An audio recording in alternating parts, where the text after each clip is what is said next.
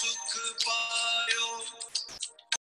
वीतरागाय नमो वीतरागाय नमो अरिहंताणं नमो हरिहंताणं नमो सिद्धाणं नमो सिद्धाणं नमो आयर्याणं नमो आयर्याणं नमो वत्सायाणं नमो वत्सायाणं नमो लोये सव साहुणं नमो लोये सव साहुणं ऐसो पंच नमुकारो ऐसो पंच नमुकारो सव पावपणासनो सर्व पावपणासनो मंगलानंच सव्वेसे मंगलानं च सर्वेसिं परमं हवै मंगलम्। परमं हवै मंगलम्। ओम नमो भगवते वासुदेवाय। ओम नमो भगवते वासुदेवाय। ओम नमः शिवाय। ओम नमः शिवाय। जय सच्चिदानंद। जय सच्चिदानंद। प्रत्यक्ष दादा भगवान ની સાક્ષીએ प्रत्यक्ष दादा भगवान की साक्षीए વર્તમાને મહાવિદે ક્ષેત્રમાં વિચરતા वर्तमाने महाविद्य क्षेत्रमा विचरता તીર્થંકર ભગવાન શ્રી સિમંદર સ્વામીને तीर्थंकर भगवान श्री सिमंदर स्वामी ने અત્યંત ભક્તિપૂર્વક નમસ્કાર કરું છું। अत्यंत भक्तिपूर्वक नमस्कार करूं છું। વાત્સલ્ય મૂર્તિ શ્રી દાદા ભગવાનને वात्सल्य मूर्ति श्री दादा भगवान ने અત્યંત ભક્તિપૂર્વક નમસ્કાર કરું છું। अत्यंत भक्तिपूर्वक नमस्कार करूं છું। 33 કોટી દેવી દેવતાઓને 33 कोटि देवी देवताओं ने અત્યંત ભક્તિપૂર્વક નમસ્કાર કરું છું। अत्यंत भक्तिपूर्वक नमस्कार करूं છું। વિતરાગ શાસન દેવ દેવીઓને वितराग शासन देव देवियों ने અત્યંત ભક્તિપૂર્વક નમસ્કાર કરું છું। अत्यंत भक्तिपूर्वक नमस्कार करूं છું। નિષ્પક્ષપાતી શાસન દેવ દેવીઓને निष्पक्षपाती शासन देव देवियों ने અત્યંત ભક્તિપૂર્વક નમસ્કાર કરું છું। अत्यंत भक्तिपूर्वक नमस्कार करूं છું। આ ક્ષેત્રના રક્ષક દેવી દેવતાઓને आ क्षेत्रना रक्षक देवी देवताओं ने અત્યંત ભક્તિપૂર્વક નમસ્કાર કરું છું। अत्यंत भक्तिपूर्वक नमस्कार करूं છું। આખા બ્રહ્માંડના જીવ માત્રના રિયલ સ્વરૂપને आखा ब्रह्मांडना जीव मात्रना रियल स्वरूप ने અત્યંત ભક્તિપૂર્વક નમસ્કાર કરું છું। अत्यंत भक्तिपूर्वक नमस्कार करूं છું। જગત હરના સંત પુરુષોનું યોગ બળ जगत भરના संत पुरुषों योग बळ જગત હરના સત પુરુષોનું યોગ બળ जगत भરના संत पुरुषों योग बळ અને પ્રગટ જ્ઞાની પુરુષ દાદા ભગવાનનું યોગ બળ अने प्रगट ज्ञानी पुरुष दादा भगवान योग बळ સમસ્ત વિશ્વનું કલ્યાણ કરો કલ્યાણ કરો કલ્યાણ કરો। समस्त विश्वનું कल्याण करो कल्याण करो कल्याण करो અને કલ્યાણ કરવાનું નિમિત્ત બનવાની अने कल्याण करवानुं निमित्त बनवानी हम સૌ મહાત્માઓને हम सौ महात्माओने પરમ શક્તિ આપો શક્તિ આપો શક્તિ આપો। परम शक्ति आपो शक्ति आपो शक्ति आपो। જગતના સર્વ જીવો સુખ અને શાંતિને પામો। जगतना सर्व जीवो सुख अने शांतिने पामो। જગતના સર્વ જીવો સમાધાનને પામો। जगतना सर्व जीवो समाधानने पामो। જગતના સર્વ જીવો મોક્ષને પામો। जगतना सर्व जीवो मोक्षने पामो। જગત કલ્યાણ હો जगत कल्याण हो જગત કલ્યાણ હો जगत कल्याण हो જગત કલ્યાણ હો। जगत कल्याण हो। निज स्वभाव से सद्गुरु निज स्वभाव से सद्गुरु अगुरु लघु सर्वज्ञ है। गुरु लघु सर्वज्ञ है।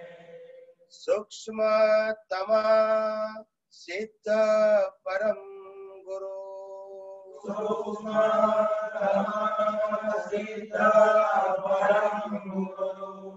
सत्यम निश्चय वंद्य है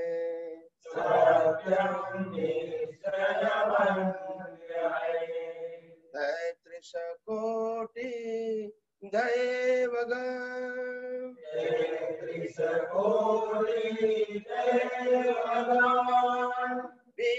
विस्महितार्थे स्वागतम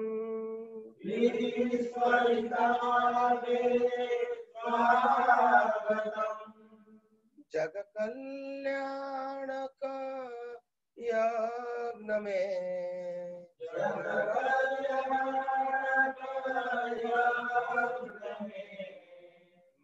मंगलमय जो आशीषम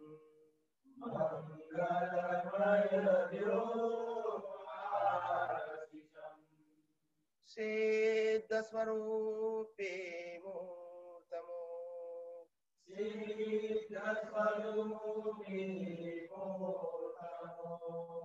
गलती भूल को माफ दो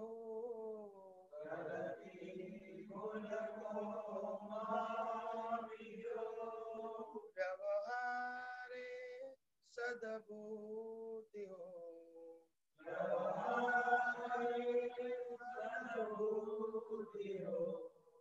निश्चय में अभिवृद्धि दो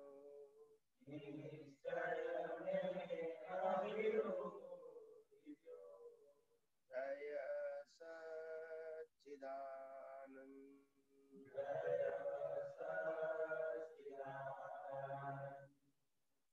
जय सच्चिदानंद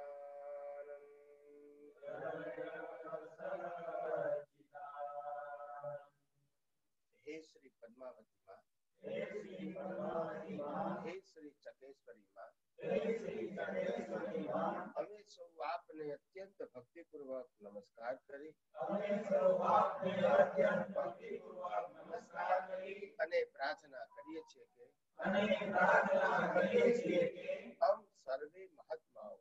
हम सर्वे महात्माओं मोक्ष मार्ग ने लायक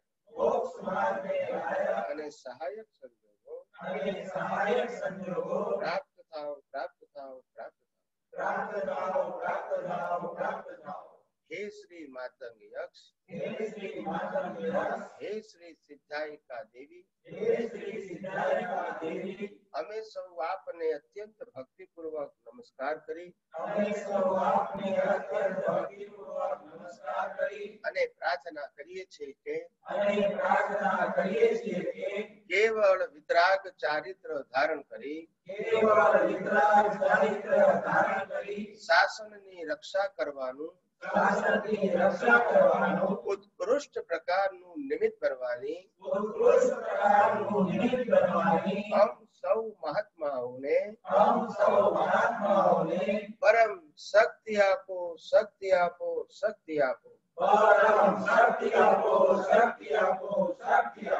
श्री भद्रकाली माताजी ने तथा श्री अम्बे माताजी ने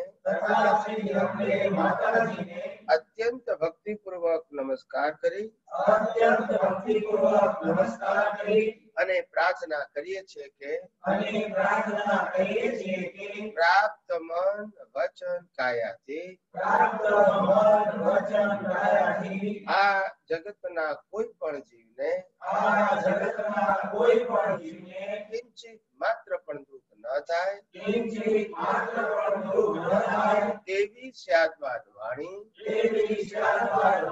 સ્યાદવાદ વર્તન અને સ્યાદવાદ મરણ કરવાની પરમ શક્તિ આપો જય સચ્ચિદાનંદ જય સચ્ચિદાનંદ જય સચ્ચિદાનંદ જય સચ્ચિદાનંદ તો પાડ્યું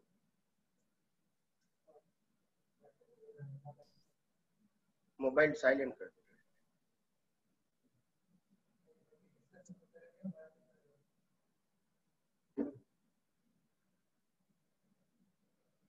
કયો નંબર હતો?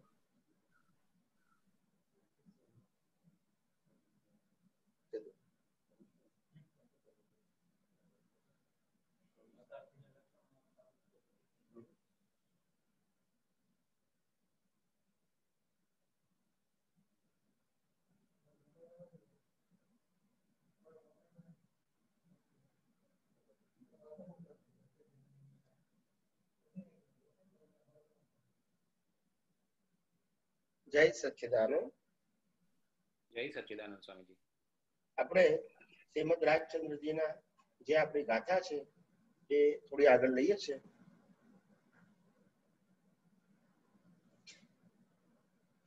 ગાથા નંબર 27, 27. દેવાદિ ગતિ ભંગમાં જે સમજે શ્રુત જ્ઞાન માને નિજ મત વેસનું આગ્રહ મુક્તિ નિદાન. એટલે કે જે લોકો દેવ ગતિ વગેરે ગતિઓના ભેદના જ્ઞાનને શ્રુત જ્ઞાન સમજે છે અને પોતાના મતમાં પહેરાતા પોશાકનો આગ્રહ રાખીને તે વેશને મોક્ષનું કારણ માને છે, તે જીવો મોક્ષનું કારણ માને છે. એટલે કે તે જીવો બધા અજ્ઞાની છે. દેવલોક એક કર્મ ભોગવવાનું સાધન છે, એ પુરુષાર્થ કરવાનું સાધન છે જ નહીં. એ ગતિ પુરુષાર્થ કરવાની છે જ નહીં. પણ ભ્રાંતિથી માણસ દેવ આદિ ગતિમાં માને છે અને દેવ ગતિની અપેક્ષા પણ રાખે છે. એટલે કે શ્રુત જ્ઞાન, સાંભળેલું જ્ઞાન એવું કહેવા માંગે છે કે લોકોને દેવલોકમાં રસ છે, દેવોમાં રસ છે, પણ પોતાના આત્મામાં રસ નથી. આ કેવું અજ્ઞાન છે. જે દેવો તીર્થંકર ભગવંતોની સેવામાં હોય છે, જે દેવો મનુષ્ય ભાવ ઝંખે છે, એ તમને મળ્યો છે ત્યારે તમે દેવલોક ઝંખો છો અથવા તો દેવોની ભક્તિ કરો છો, પણ પોતાના આત્માની ભક્તિ કરતા નથી. પોતાના આત્મા ઉપર એને વિશ્વાસ આવતો નથી. માટે એ અજ્ઞાની જીવો કે છે કે એ મુક્તિના માર્ગથી વિખૂટા પડી ગયા છે. ગાથા નંબર 28. લયું સ્વરૂપ ન વૃત્તિનું ગ્રહ્યું વ્રત અભિમાન ગ્રહે નહીં પરમાર્થને લેવા લૌકિક જ્ઞાન લેવા લૌકિક માન. એટલે એવું કહેવા માંગે છે કે લયું સ્વરૂપ ન વૃત્તિનું, પોતાની વૃત્તિથી પોતાના સ્વરૂપનું ધ્યાન ન કર્યું, પોતાના સ્વરૂપનું લક્ષ ન રાખ્યું અને મહાવ્રત અભિમાન અને મેં 5 મહાવ્રત પાડ્યા એનું અભિમાન કરે. એ જીવને શું થાય? જ્યારે આત્માનું અસ્તિત્વ, આત્માના ગુણો અને આત્માના સ્વભાવનું જ લક્ષ નથી તો પછી 5 મહાવ્રત શું કરે? એ 5 મહાવ્રત તો તમારા પુણ્ય માટે છે, તમારી પ્રકૃતિ સારી બને એના માટે છે, પુણ્યના ભોગવટા માટે છે. એને આત્મા સાથે સીધો સંબંધ નથી. ગ્રહે નહીં પરમાર્થને લેવા લૌકિક માન. અને એવી રીતે આ 5 મહાવ્રતનું પાલન કરનારા એ પરમાર્થને પામતા નથી, પણ લૌકિક મહાવ્રતોથી એ પોતે જગતની અંદર, સમાજની અંદર, ધર્મની અંદર માનને પામે છે. પણ જ્ઞાનીઓ કે છે આ પણ મુક્તિનો માર્ગ નથી. મુક્તિનો માર્ગ તો પોતાના જ આત્માની અનુભૂતિ કરવા માટે, પોતાના જ સ્વરૂપનું લક્ષ્ય, પોતાના જ ગુણોનું લક્ષ્ય, પોતાના જ સ્વભાવનું લક્ષ્ય, પોતાના જ અસ્તિત્વનું લક્ષ્ય, પોતાનું જ ચૈતન્ય અને અવિનાશીપણાનું લક્ષ્ય, આ બધું હોવું જોઈએ. એટલે ત્યાં સુધી એ અજ્ઞાની છે. ગાથા નંબર 29. અથવા નિશ્ચય ન ગ્રહે માત્ર શબ્દની માય લોપે સદવ્યવહારને સાધન રહિત થાય. એ શું કે છે? અથવા નિશ્ચય ન ઘટે, અથવા નિશ્ચય ન ઘટે. એટલે શું કે છે કે માણસ જયારે નિશ્ચય નહીંથી વાત કરે, એકલો હું આત્મા જ છું, બીજું કાંઈ નથી, તો પછી એને એકાંતિક કહેવાય. નિશ્ચય ન ગ્રહે એટલે નિશ્ચયમાં પડી ગયું, બસ હું શુદ્ધાત્મા છું, પ્રકૃતિનું જે થવું હોય તે થાય. તો કે છે એ પણ અજ્ઞાની છે. માને માત્ર શબ્દની માય, હું શબ્દની માય જ હું આત્મા છું તેવું માને છે. શેમાં? શબ્દ જ્ઞાનથી. અનુભવ જ્ઞાનથી નથી માનતો, શબ્દ જ્ઞાનથી માને છે કે હું આત્મા છું. એવો જીવ લોપે સદવ્યવહારને સાધન રહિત થાય.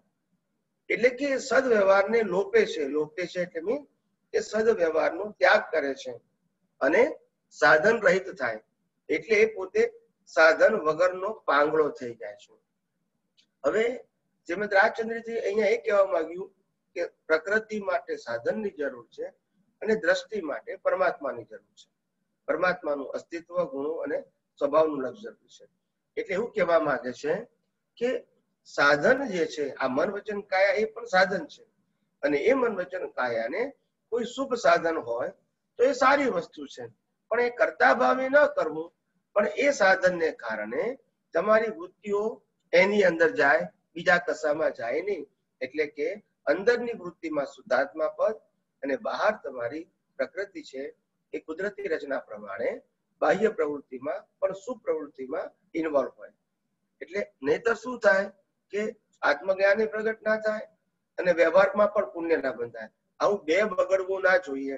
માટે જ્ઞાનીઓ કે છે કે ભાઈ જાગૃતિ રાખો અને જાગૃતિમાં ખાસ ધ્યાન રાખો કે આપણે આધ્યાત્મ માર્ગે પ્રગતિ કરવી એટલે લૌકિક માર્ગને અથવા તો શુભ માર્ગને અથવા તો ક્રિયાના માર્ગનો નિષેધ કરવાનો નથી, પણ એ ક્રિયા ઉદય કર્મને આધીન જોયા કરવી છે, જેથી આપણે એવી ક્રિયાના સંજોગો ના આવે કે જેને કારણે આપણે ભૂલથી સિગ્નેચર થઈ જાય અને અધોગતિમાં જવું પડે. એવું ના બને. માટે શુભ ક્રિયા પ્રકૃતિ દ્વારા થતી હોય તો એનો નિષેધ ના કરવો. મારે કઈ કરવાનું નહીં એવું ના હોવું જોઈએ. એકાંતિક રીતે ના કરવું એ પણ કરતાપણું છે અને કરવું એ પણ કરતાપણું છે. એટલે આપણે આ વિજ્ઞાનમાં કરવું કે ના કરવું એ બંનેથી મુક્ત દ્રષ્ટિ હોવી જોઈએ.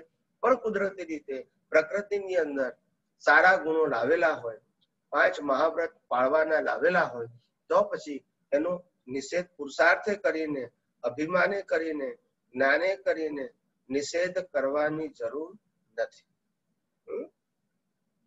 આગળ ગાથા નંબર 30. જ્ઞાન દશા પામે નહીં, સાધન દશા ન કાંઈ. જ્ઞાન દશા પામે નહીં, સાધન દશા ન કાંઈ. પામે તેનો સંગ જે તે બુડે ભવમાય. એ શું કે છે કે આવી દશા વાળો જીવ એ જ્ઞાન દશાને તો પામે નહીં અને સાધન દશાને ના પામે. એક બાજુ તત્વજ્ઞાનને ના પામે અને એક બાજુ સાધનનો પણ તિલાંજલિ કરી નાખી. પામે તેનો સંગ જે તે બુડે ભવમાય. આવા વ્યક્તિનું જે સંગ પામે તે એ તો ડૂબે, પણ એની સાથે સંગ કરનારા પણ ડૂબે છે. ડૂબે એટલે કે અધોગતિમાં જાય છે.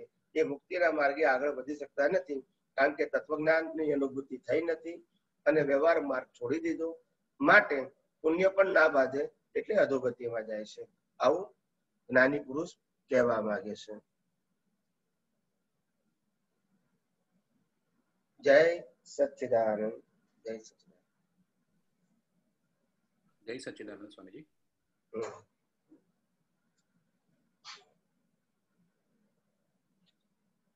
હા, તરુણા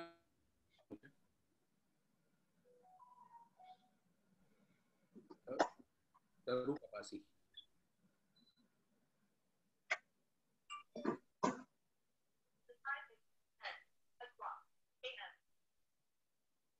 હા, અનમ્યુટ કરજો. જય સચ્ચિદાનંદ. પહેલી વાર જ ની સાથે. શું નામ છે અને કઈ જગ્યાએથી બોલો છો? તરુ કપાસી, બેંગ્લોર થી. બેંગ્લોર થી. અચ્છા અચ્છા અચ્છા. કઈ રીતે આ વિજ્ઞાનનો પરિચય કેવી રીતે થયો? ટીવી થી. શું કીધું? ટીવી થી. Okay okay. એકવાર ટીવીમાં તો ઘણું બધું આવે છે, એમાંથી આ કઈ રીતે ગમ્યું? ના, એટલે હું એકચ્યુઅલી પેલા સ્થાનકવાસી હતી, પછી કૃપાળુદેવમાં આવી, પછી જે કૃપાળુદેવના જેને ફોલો કરું છું તેમનો સત્સંગ સાંભળતી હતી, એમાં એકવાર એમ જ ટીવી ચાલુ રહી ગયું તો તમારું સત્સંગ સાંભળ્યું અને પછી મને આત્માનું તો બહુ જ સત્સંગ ગમે. હજી એવો કોઈ ઓલું નથી થઈ, આગળ નથી વધી, પણ એ સત્સંગમાં વધારે રસ. અમારા કૃપાળુદેવમાં બી તત્વની જ વાત છે, પણ આમાં મને વધારે જરાક ખુલાસો લાગ્યો. જી જી જી. અને ઇન્ટરેસ્ટ વધતો ગયો અને આ લગભગ 4 મહિનાથી તમારો સત્સંગ સાંભળું છું. સમજી ગયું. આપણા ગ્રુપમાં જોડાઈ ગયા છો તમે, આધ્યાત્મ વિજ્ઞાન ગ્રુપમાં? હા. ઓકે. એટલે તમને મેસેજ બધા મળે છે બધા? એટલે હમણાં જ જોઈન થઈ, આ પર્યુષણના આગલે દિવસે. કઈ વાંધો નહીં, પણ હવે મેસેજ મળતા શરૂ થઈ ગયા ને તમને? હા. એટલે ઓકે. પ્રશ્ન તો જ્યારે બધા પૂછતા હોય એમાંથી થાય છે, પણ ત્યારે અનમ્યુટ થતું નથી. એટલે હજુ પહેલી વાર જ અનમ્યુટ થયું. ઓકે. ફાઇન. આપ પૂછો, આપ જે પ્રશ્ન પૂછો એ પૂછો. એટલે મને તમે જે આ શુદ્ધાત્મા પ્રત્યે પ્રાર્થના કરો છો ને, તેમાં કન્ફ્યુઝન થાય છે કે શુદ્ધાત્મા પ્રત્યે પ્રાર્થના કોણ કરી રહ્યું છે? શુદ્ધાત્મા પ્રત્યે પ્રાર્થના જે છે એ તો આ પ્રકૃતિ કરી રહ્યું છે, અને ભાવ પ્રતિષ્ઠિત આત્માનો છે. એટલે પ્રતિષ્ઠિત આત્મા કેવી રીતે? આપણે બે આત્મા થોડી થઈ શકે, આપણે એક જ આત્મા છીએ. હા, એટલે પ્રતિષ્ઠિત આત્મા એટલે શું છે કે આપણે પ્રતિષ્ઠા કરેલો. આપણે કેવી રીતે કરી શકીએ? હા, આપણે જે કર્મ બાંધીએ છીએ એ આપણી પ્રતિષ્ઠા છે, અને એનું કુદરત આપણને ફળ આપે છે. એમાં મૂળ આત્મા સાથે એને કોઈ લેવા દેવા નથી. એટલે એ શુદ્ધાત્મા પ્રત્યે પ્રાર્થના જરા સમજાવો ને પ્લીઝ. એટલે શુદ્ધાત્મા પ્રત્યે પ્રાર્થનાનો મતલબ થાય કે હું તો પોતે શુદ્ધ આત્મા છું, પણ મારી હાજરીમાં આ મારા થકી હું જે શુદ્ધાત્મા છું એ શુદ્ધાત્મા તો જીવ માત્રમાં છે, અને તે એક જ સરખા, એક જ સ્વભાવના અને એક જ સરખા ગુણો વાળા છે. એનું અસ્તિત્વ પણ બધા શુદ્ધાત્માનું શાશ્વત છે, અને બધા જ શુદ્ધાત્મા ચેતન છે. પરંતુ મારી હાજરીમાં આ જે પ્રતિષ્ઠિત આત્મા છે એને પોતાની બુદ્ધિથી અજ્ઞાને કરીને જે પણ કઈ કર્મ બાંધ્યા છે એ બધા કર્મોના બીજ પડે છે, અને બીજનું ફળ એને ભોગવવું પડે છે. એમાં આત્મા કશું કરી શકતો નથી. કર્મ બાંધતી વખતે પણ એ જ આત્મા, અને કર્મ ભોગવતી વખતે પણ એ જ આત્મા, અને ચારે ગતિમાં ભટકતી વખતે પણ એ જ આત્મા છે. પણ પરમાત્મા કે છે કે જ્યાં સુધી જીવે મિથ્યા જ્ઞાન ને મિથ્યા દર્શન છે જીવની અંદર, ત્યાં સુધી ભટકવાનું જ છે. ત્યાં સુધી એ રાગ અને દ્વેષ અને કસાયોની પ્રતિષ્ઠા કરવાનો જ છે. એ પ્રતિષ્ઠિત આત્મા એ આત્મા પણ નથી અને શરીર પણ નથી. શરીર એ કર્મ ભોગવવાનું સાધન છે, અને આત્મા એ સ્વ પર પ્રકાશક છે. એટલે આત્મા કશું કરતો નથી, અને શરીર પણ પોતે કર્મ બાંધતો નથી. શરીર તો કર્મ ભોગવવાનું સાધન છે. જેવા કર્મ પતી જાય એટલે એને બાળી નાખવાનું. એટલે શરીર તો કર્મ કરતું જ નથી, એ કર્મ ભોગવે છે, અને એની પાસે કોઈ પસંદગી નથી. કાલે શું થવાનું છે, પરમ દિવસે શું થવાનું છે, 1 કલાક પછી શું થવાનું છે, શરીરને ખબર નથી. શરીરે તો ફરજિયાત ભોગવવું પડે છે, જે સંજોગ કુદરત આપે છે પ્રમાણે. પણ કુદરત સંજોગ કેમ આપે છે? તો કે છે કે આપણે બીજ નાખ્યા છે. આપણે એટલે કોને? પ્રતિષ્ઠિત આત્મા. પ્રતિષ્ઠિત આત્મા કેમ ઉત્પન્ન થયો? તો કે છે આત્મા હોવા છતાં આત્માનું અજ્ઞાન, અને શરીર આપણે ના હોવા છતાં શરીરને આપણું માન્યું. શરીરના ચલાવનારા આપણે થયા, શરીર જે ભોગવે છે એના ભોગવનારા થયા. માટે આપણા શરીર માટે આપણે કર્તાપણું અને માલિકીપણું ઉત્પન્ન થયું. એવું સામેવાળા વ્યક્તિના શરીર માટે પણ કર્તાપણું, માલિકીપણું ઉત્પન્ન થયું. માટે આ પ્રતિષ્ઠિત આત્મામાં રાગ અને દ્વેષ થયા, કસાયો થયા, કર્મ બંધાયા, જેને કારણે એ કર્મ ભોગવવા માટે કુદરત આપણને જન્મ આપે છે, જીવન આપે છે અને મૃત્યુ આપે છે. પણ જો પ્રતિષ્ઠિત આત્મામાં અજ્ઞાન ખલાસ થઈ જાય તો પછી શરીર શું કરે છે એના માટે આપણે જવાબદાર નથી. જેમ તમને ખબર છે કે રામે પણ રાવણ સાથે યુદ્ધ કરીને લાખો લોકોની હિંસાના નિમિત્ત બન્યા, છતાં એ જ ભાવે મોક્ષે ગયા. કારણ કે જ્યારે અજ્ઞાન નથી હોતું તો કર્મ બંધાતા નથી. પછી ક્રિયા તો કુદરતના આધીન છે, એ તમારા આધીન નથી. એટલે તમે શું ક્રિયા કરો છો એ ઇમ્પોર્ટન્ટ છે જ નહીં, પણ તમે ક્રિયાના કર્તા અને માલિક થાવ છો અજ્ઞાનને કારણે, એનાથી બંધાય છે કર્મ. ટૂંકમાં કર્મ મિથ્યા જ્ઞાન, મિથ્યા દર્શન અને મોહનીય કર્મથી બંધાય છે. કર્મ મન વચન કાયાની ક્રિયાથી બંધાતા નથી. આ તમારે સમજવું પડે. મિથ્યા જ્ઞાન, મિથ્યા દર્શન, મોહનીય કર્મ એનું એક નામ કહેવાય કે આ કોણે છે? એ પ્રતિષ્ઠિત આત્મામાં છે. એ પ્રતિષ્ઠિત આત્મામાં જે મિથ્યા જ્ઞાન, મિથ્યા દર્શન ને મોહનીય કર્મ છે, ત્યાં સુધી નવા કર્મો બંધાવાના અને ત્યાં સુધી કુદરત આપણને શરીર પણ આપશે, સંજોગો આપશે અને ભોગવટો આપશે. સમજાયું? હા, એટલે એનું મેઇન નીકળે છે સાર કે અજ્ઞાન ઈ જ પ્રતિષ્ઠિત આત્મા. અજ્ઞાન શબ્દ તો ખરો, પણ અજ્ઞાન નું ટાઇટલ આપું એને લાઈવ ઈગો કહેવાય. લાઈવ ઈગો, જીવંત અહંકાર.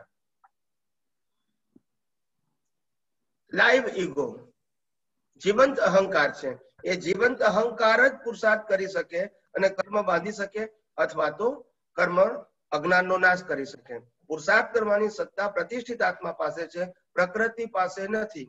પ્રકૃતિ પાસે કર્મ ભોગવવાની સત્તા છે, કર્મ બાંધવાની નહીં, અજ્ઞાન વધારવાની નહીં, અજ્ઞાનનો નાશ કરવાની નહીં. અજ્ઞાન વધારવું, અજ્ઞાનનો નાશ કરવો, કર્મ બાંધવું, આ બધી સત્તા પ્રતિષ્ઠિત આત્મા પાસે છે. અને જ્યારે સ્પષ્ટ વેદન થાય, જ્યારે કેવળ દર્શન થાય, ત્યારે આ પ્રતિષ્ઠિત આત્માનું અસ્તિત્વ રહેતું નથી. શું કીધું? એટલે કર્મ બંધાતા નથી, પણ છેલ્લો અવતાર તો રહેવાનો. એટલે છેલ્લા અવતારમાં જે કઈ કર્મ બાંધેલા હતા કેવળ દર્શન થયા પહેલાના, એ બધા કર્મોનો ખાલી ભોગવટો આવે છે. પ્રતિષ્ઠિત આત્મા છે નહીં, નવા કર્મો બંધાતા નથી. એટલે આ દેહનો અંત આવે તો આત્મા મોક્ષે જાય છે. એટલે જ્યારે આપણે કર્મ ભોગવતા હોય ત્યારે આપણા ભાવ ભળી જાય એટલે જ થાય ને. હા, એટલે પણ કોણ ભળે છે? એ પ્રતિષ્ઠિત આત્મા ભળે છે. અચ્છા. અને પ્રતિષ્ઠિત આત્મા કેમ ભળે છે? એની પાસે અજ્ઞાન છે. જો એની પાસે સમ્યક જ્ઞાન ને સમ્યક દર્શન હોય અને નિર્મોહ દશા હોય તો એ ભળે નહીં. સમજાય મારી વાત?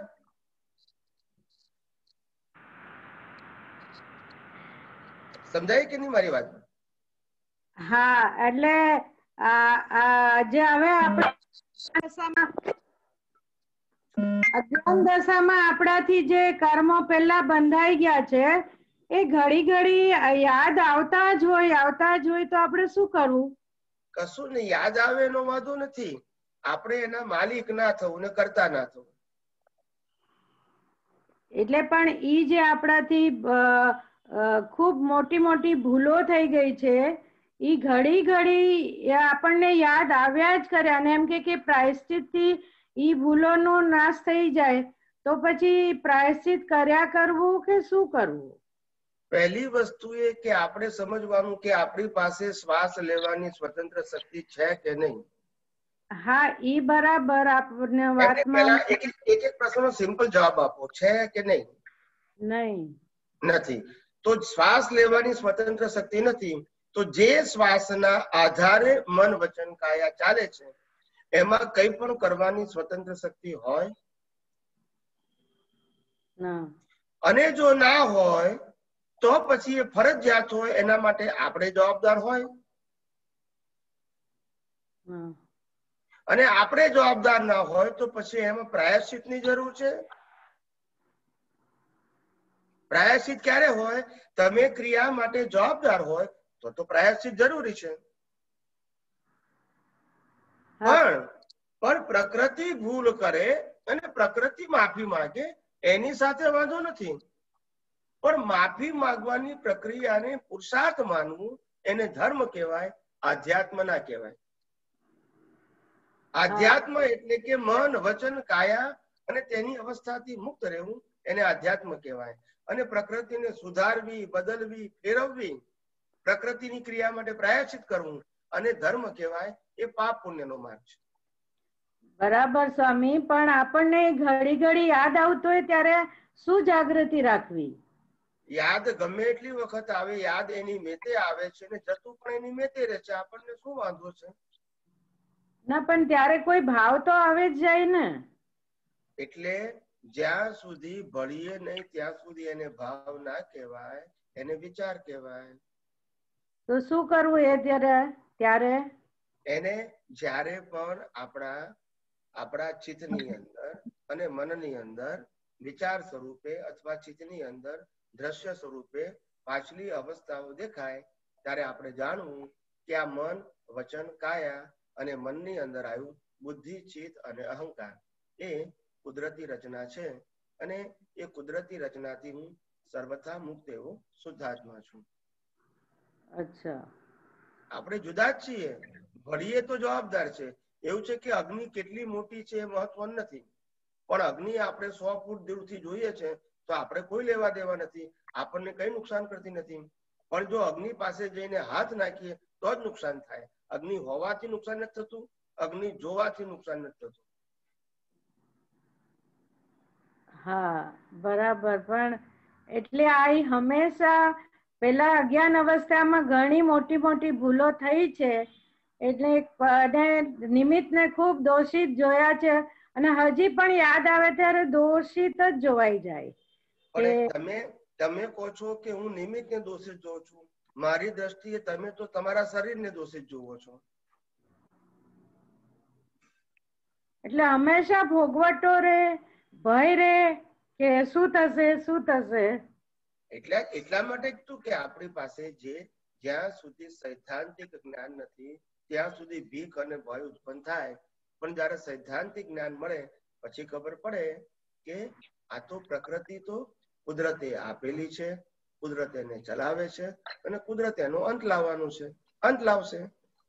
આપણે તો કશું કરવાનું નથી, આપણે તેનાથી મુક્ત રહેવાનું છે. શું રહેવાનું છે? મુક્ત. કારણ કે પ્રકૃતિનો એક પણ ગુણ આત્મામાં નથી, આત્માનો એક પણ ગુણ પ્રકૃતિમાં નથી, અને આપણે પોતે શુદ્ધાત્મા છે તો પ્રકૃતિમાં ઇન્વોલ્વ થવાની શું જરૂર? એકની એક ભૂલ પ્રકૃતિ 100 વખત કરે કે 1000 વખત કરે, પણ એ આપણી સ્વતંત્રતા નથી. એ કર્મના ફળ રૂપે કરે છે અને ફરજિયાત છે, એમાં ઓપ્શન નથી. હા, તો એનાથી મુક્ત એવો હું શુદ્ધાત્મા છું. બસ. અને જે પ્રકૃતિ છે એને કુદરતી રચના તરીકે જોવાની, કારણ કે કુદરતી રચના જ છે. હા, અને સપોઝ તમે અત્યારે જસ્ટ જાણવા માટે કે અત્યારે તમે અમને સમજાવતા હો તો પણ અંદરમાં શુદ્ધાત્મા છું એ જ જ્ઞાન રહેતું હોય. હા, કારણ કે દ્રષ્ટિનો વિષય છે, એ ભાષા કે ક્રિયાનો વિષય નથી. જેમ કેવળ જ્ઞાનીને કેવળ જ્ઞાનમાં હું શુદ્ધાત્મા છું એ રે, એને રાખવું ના પડે, એમ અમને કેવળ દર્શનની અંદર હું શુદ્ધાત્મા છું એ રે, અને આ મન વચન કાયાની અવસ્થા માત્ર કુદરતી રચના છે એ રે. પછી અમારા મન વચન કાયા હોય કે દુનિયાની કોઈ પણ વ્યક્તિના હોય, એક જ પ્રિન્સિપલ. દુનિયાની કોઈ પણ વ્યક્તિના મન વચન કાયા મારા મન વચન કાયા સહિત કુદરતી રચના છે, જેનો ક્રિએટર, ઓપરેટર, ડિસ્ટ્રોયર કુદરત છે. એમાં મારે ઊંડા ઉતરવાનું નથી, ઇન્વોલ્વ થવાનું નથી, એને ટચ કરવાનું નથી, ખાલી એનાથી મુક્ત રહેવાનું છે, કારણ કે હું મુક્ત છું. એ અગ્નિને અડવા જેવું નથી. બરાબર. પણ એટલે આપણે એટ એ ટાઈમ અંદરમાં પણ એ જ ચાલે, અંદરમાં ને બોલીએ. હું અંદરની જ વાત કરું છું ને, હું અંદરની જ વાત કરું છું. બહાર તો જે ચાલે છે તમારા અધીન નથી, કુદરતને આધીન છે. પણ હું અંદર કેવું હોવું જોઈએ એની જ મેં વાત કરી. એટ એ ટાઈમ એમ હા, એટ એ ટાઈમ જ રહેવું જોઈએ ને. શરૂઆતમાં ના રહે તો આપણે હેન્ડલ મારવું પડે પ્રેક્ટિસ રૂપે. એટલે ઓલ ધ ટાઈમ મનમાં હું શુદ્ધાત્મા છું એ જ રહેવું જોઈએ. મન શબ્દ નહીં બોલવાનું, દ્રષ્ટિ શબ્દ બોલવાનું. હા, એટલે અંદરમાં એમ જ રહેવું જોઈએ કે હું શુદ્ધાત્મા છું. હા. અને હજી આપણે કહેવાય છે ને કે સમ્યક દ્રષ્ટિ અને મિથ્યા દ્રષ્ટિ, એટલે આપણી આ બધી વાતો દ્રષ્ટિની છે, મન વચન કાયાના ક્રિયાની નથી. જેવી દ્રષ્ટિ એવી સૃષ્ટિ, જેવો ભાવ તેવો ભાવ, જેવી ક્રિયા તેવો ભાવ. કોઈ શાસ્ત્રમાં લખ્યું છે? છતાંય આપણે ક્રિયાનું જ મહત્વ આકાર કરીએ છીએ, કારણ કે આપણી પાસે ધાર્મિક સત્ય છે. સનાતન સત્ય હોય તો દ્રષ્ટિનું મહત્વ આવે, વ્યવહાર સત્ય હોય તો ક્રિયાનું મહત્વ આવે. હા, એટલે અત્યાર સુધી સખત ક્રિયાઓ જ કરી છે. પેલા સ્થાનકવાસી ચુસ્ત હતા એટલે ત્યાં ક્રિયાઓ ખૂબ કરી, પછી કૃપાળુદેવમાં આવ્યા, પછી દાદા ભગવાનનું જ્ઞાન દીપકભાઈ પાસે લીધું ત્યાં. એટલે ચરણ વિધિ ખૂબ જ ગમે મને, એટલી ગમે ને અંદરથી આમ ભાવ આવે કે કેટલું સરસ કે છે, કેટલું સરસ આપણને. પણ એટલે ઈ ક્રિયાઓ હવે એમ તમારા કેવા પ્રમાણે એટલું મહત્વનું નથી. એટલે શ્રીમદ રાજચંદ્ર નું હમણાં જ વાંચ્યું, કોઈ ક્રિયા જળ થઈ ગયા શુષ્ક જ્ઞાનમાં કોઈ, માને માર્ગ મોક્ષનો કરુણા ઉપજે જોઈ. હું એકલું આત્મા આત્મા બોલવાથી પણ કલ્યાણ નહીં થાય, એકલી ધાર્મિક ક્રિયાઓ શુભાશુભ ક્રિયા કરવાથી પણ મુક્ત નહીં થાય, પણ આપણી પાસે જ્ઞાન ક્રિયા હોવી જોઈએ અને દર્શન ક્રિયા હોવી જોઈએ. કઈ હોવી જોઈએ? જ્ઞાન ક્રિયા. એટલે હું મન વચન કાયાથી તદ્દન મુક્ત એવો શુદ્ધાત્મા છું, એ જ્ઞાન ક્રિયા કહેવાય. અને દર્શન ક્રિયા એટલે કે મન વચન કાયા અને 5 ઇન્દ્રિયોથી અનુભવાતી સમગ્ર સૃષ્ટિ એ કુદરતી રચના છે, એને દર્શન ક્રિયા કહેવાય. આ જ્ઞાન અને દર્શન ક્રિયા છે એ આપણો પુરુષાર્થ કહેવાય. બાકી બધું પરિણામ છે. બરાબર. અને પરિણામમાં આપણે હાથ નાખવાનો નથી. સમજાય છે? હા. એટલે જેમ જેમ સમજ કરશો ને આ વિજ્ઞાન, એમ તેમ તમને ધીમે ધીમે બધું છૂટું પડતું જશે. પેલા 3 વસ્તુ શાંતિથી વિગતવાર સત્સંગમાં તમે સાંભળી લેજો બરાબર, કે આત્મા, પ્રતિષ્ઠિત આત્મા અને પ્રકૃતિ, આ 3 વસ્તુ અને ત્રણેયના રોલ અલગ અલગ છે. પ્રકૃતિનો રોલ એ કર્મ ભોગવવાનું સાધન છે, એનું ક્રિએટર ઓપરેટર ડિસ્ટ્રોયર એ કુદરત છે. પ્રતિષ્ઠિત આત્મા એ પુરુષાર્થ કરવાનું સાધન છે, એની પાસે જેવું જ્ઞાન દર્શન છે, જેવું ડેવલપમેન્ટ છે એવો એ પુરુષાર્થ કરે છે. અને આત્મા એ સ્વ પર પ્રકાશક છે. આ ત્રણેયના રોલ જુદા છે. આત્મા કર્મ બાંધતો નથી, કર્મ ભોગવતો નથી. આત્માની હાજરીમાં કર્મ બંધાય છે, આત્માની હાજરીમાં કર્મ ભોગવાય છે. પણ કર્મ બાંધનારો એ પ્રતિષ્ઠિત આત્મા છે અને કર્મ ભોગવનારો એ પ્રકૃતિ છે. અને પ્રકૃતિનું સંચાલન કુદરત કરે છે. તો આપણે પુરુષાર્થ ક્યાં કરવાનો છે? પ્રતિષ્ઠિત આત્મામાં. પ્રતિષ્ઠિત આત્મા એટલે લાઈવ ઈગો, મિશ્ર ચેતન અથવા તો લાઈવ દ્રષ્ટિ, જેની અંદર જ્ઞાન અને દર્શન સમાયું છે. એ જ્ઞાન દર્શન ક્યાં તો મિથ્યા રૂપે હોય, ક્યાં તો સમ્યક રૂપે હોય. અને ઉપયોગ, હાલ ઉપયોગ શબ્દ એ પ્રતિષ્ઠિત આત્મામાં વપરાય, પ્રકૃતિ અને મૂળ આત્મામાં ના વપરાય. મૂળ આત્મામાં જે ઉપયોગ છે એ તો સ્વાભાવિક છે, પણ પુરુષાર્થ રૂપે ઉપયોગ પ્રતિષ્ઠિત આત્મામાં છે. અને મન વચન કાયા જળ હોવાથી જળમાં ઉપયોગ હોઈ શકે નહીં. સમજાય છે? અને શ્રીમદ રાજચંદ્રજીએ કહ્યું છે, જળથી ચેતન ઉપજે, ચેતનથી જળ થાય, એવો અનુભવ કોઈને ક્યારે કદી ન થાય. એટલે દેહથી આત્માની અનુભૂતિ થાય અથવા આત્માથી દેહની અનુભૂતિ થાય. આ બંનેમાંથી કશું જ ના થાય. આત્માને દેહની પણ અનુભૂતિ ના થાય અને દેહને ક્યારે આત્માની અનુભૂતિ ના થાય. દેહની અનુભૂતિ ખાલી પ્રકૃતિ પ્રતિષ્ઠિત આત્મા કરે છે. અને પછી જયારે એને સમ્યક જ્ઞાન ને સમ્યક દર્શન થાય ત્યારે એ મુક્ત રહે છે. અને મિથ્યા જ્ઞાન મિથ્યા દર્શન થાય ત્યારે પ્રકૃતિ સાથે એટેચ થઈ જાય છે. એટલે એને કર્મ બંધાય છે. અને ડિટેચ રહે તો કર્મ બંધાતા નથી, કર્મ ખરી પડે છે. સંવર પૂર્વક નિર્જરા. સમજાવ્યું આપને? જ આવડતું નથી જરા. ડિટેચ રહેવાનું જ આવડતું નથી જરા. આવડતું નથી એવું નહીં બોલવાનું. અનંત શક્તિ વાળો આત્મા છે એવું બોલીએ પછી નથી આવડતું કેમ બોલાય આપણાથી? આપણે એવું બોલવાનું કે નથી કેમ આવડતું એવું બોલવાનું. હા એ જ, એટલે હજી સમજણની કચાશ છે ને. જરૂર જરૂર જરૂર. હો, ધીમે ધીમે સત્સંગ સાંભળજો, એમ ધીમે ધીમે બધા ખુલાસા થઈ જશે. હા. હા, અને કાલે જે તમે કહેતા હતા કે જે વૃક્ષ ઝાડ ને એમાં ગતિ સહાયક તત્વ કેવી રીતે થઈ શકે? ગતિ સહાયક તત્વ ઝાડમાં કઈ રીતે થઈ શકે? આ ઝાડ પાણી પીવે છે, આ ઝાડ બધું અંદરથી શક્તિઓ બધી મેળવે, એ બધું ગતિ સહાયક તત્વનું કારણ કે આપણે શ્વાસ લઈએ છીએ તે ગતિ સહાયક છે. આ બધું ગતિ સહાયક નો મતલબ થાય મુવમેન્ટ. શું કહેવાય? ઝાડ નાનામાંથી મોટું થાય એ ગતિ સહાયક તત્વ છે, ગ્રો થાય છે તે. એટલે મને એવું કે ઝાડ તો મૂવ ના થઈ શકે તો કેવી રીતે ગતિ સહાયક થઈ જાય? મૂવ થવું એને થોડુંક એટલું કરી શકાય. માણસ હૂતો હોય તો શ્વાસોશ્વાસની ક્રિયા, પાણી પીવાની ક્રિયા, બ્લડ સર્ક્યુલેશનની ક્રિયા, ડાયજેસ્ટિવની ક્રિયા, આ બધું ગતિ સહાયક છે. આંખો હલાવી, હાથ પગ હલાવવા, આ બધી ગતિ સહાયક ક્રિયાઓ છે. ચાલે તો જ ગતિ સહાયક એવું થોડું છે. અચ્છા. અને એક લાસ્ટ, અગર નાભીમાં જ આત્મા છે તો આપણે હર વખત ત્યાં ધ્યાન રાખીને આપણે વિચારવું કે શું? ના. નાભીમાં આત્મા, આપણે કોઈ આત્મા માટે કશું વિચારવાનું નથી. આત્માનું ખાલી લક્ષ્ય જ રાખવાનું છે, બીજું કશું કરવાનું નથી. ક્યાં આત્મા છે એ તો ખાલી આપણે જાણવું કે નાભી કમળમાં આત્માનું સ્થાન છે. પણ એ શક્તિ રૂપે હોવાથી આખા શરીરના પ્રદેશોમાં વ્યાપેલો છે. સમજાયું? પ્રકાશ રૂપે એની શક્તિ રૂપે આખા શરીરમાં એ વ્યાપેલો છે. અને માટે જ આજ બધા જ અંગોની સંવેદના આપણને ખબર પડે છે. જો આત્માની શક્તિ ત્યાં ના હોય તો પછી સંવેદનાની ખબર પડે નહીં. ખ્યાલ આવ્યો ને? એટલે અસ્તિત્વ રૂપે નાભીમાં છે અને એની અવગાહના રૂપે, એની શક્તિના પ્રભાવ રૂપે આખા શરીરના અંગે અંગમાં વ્યાપેલો છે. જો ના વ્યાપેલો હોય તો સુખ દુઃખની અનુભૂતિ થવી શક્ય જ નથી, જેમ મળદાને થતી નથી. હા, એટલે આપે કીધું ને પ્રકાશ રૂપે છે. એટલે એ પ્રકાશ એ પાવર છે. એમાં જ્ઞાન છે. શું છે? એ જ્ઞાન પ્રકાશ છે. એ આ જડ લાઈટ જેવો પ્રકાશ નથી.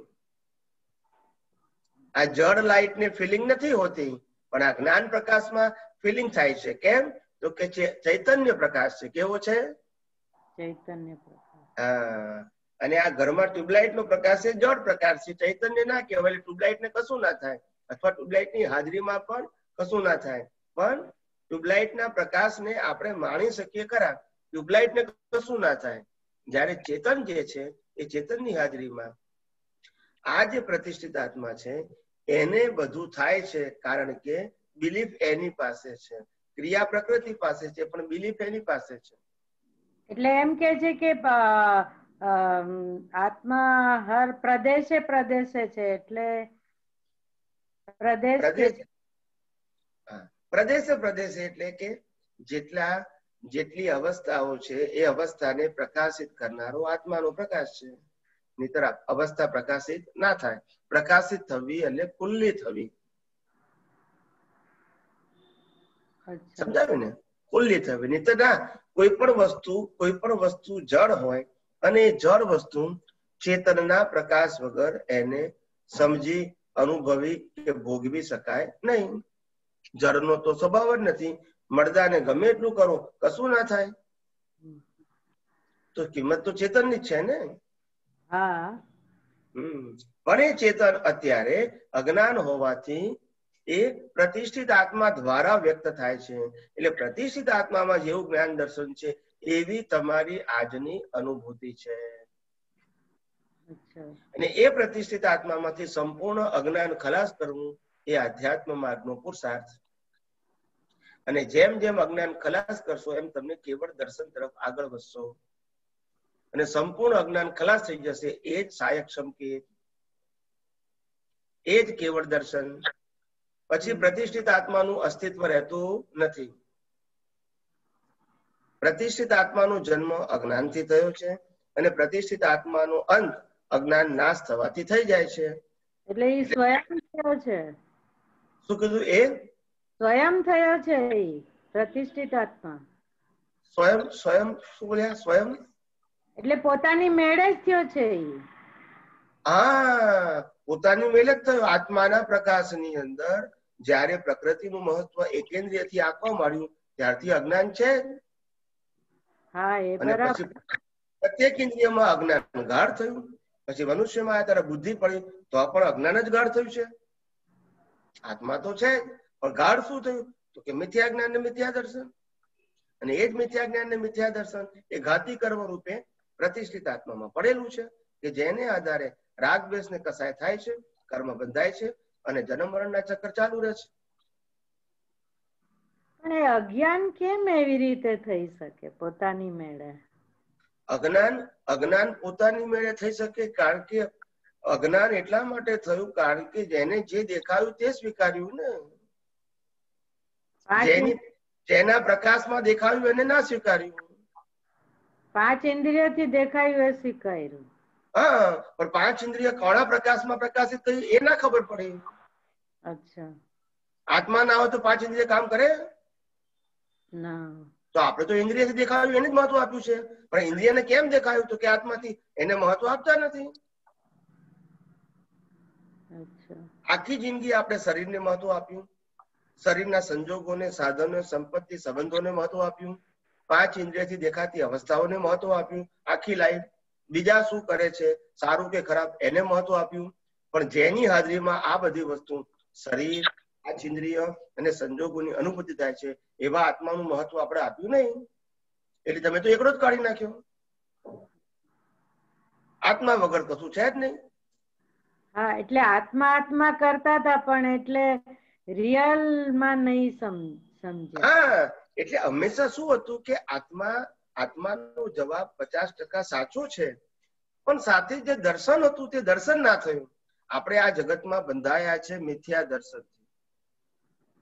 મિથ્યા જ્ઞાન તો ખરું જ, પણ મિથ્યા દર્શન થી બંધાયા. હવે આપણને સમ્યક જ્ઞાન થઈ ગયું કે હું શુદ્ધાત્મા છું, પણ દર્શન તો પાછું મિથ્યા જ રહ્યું.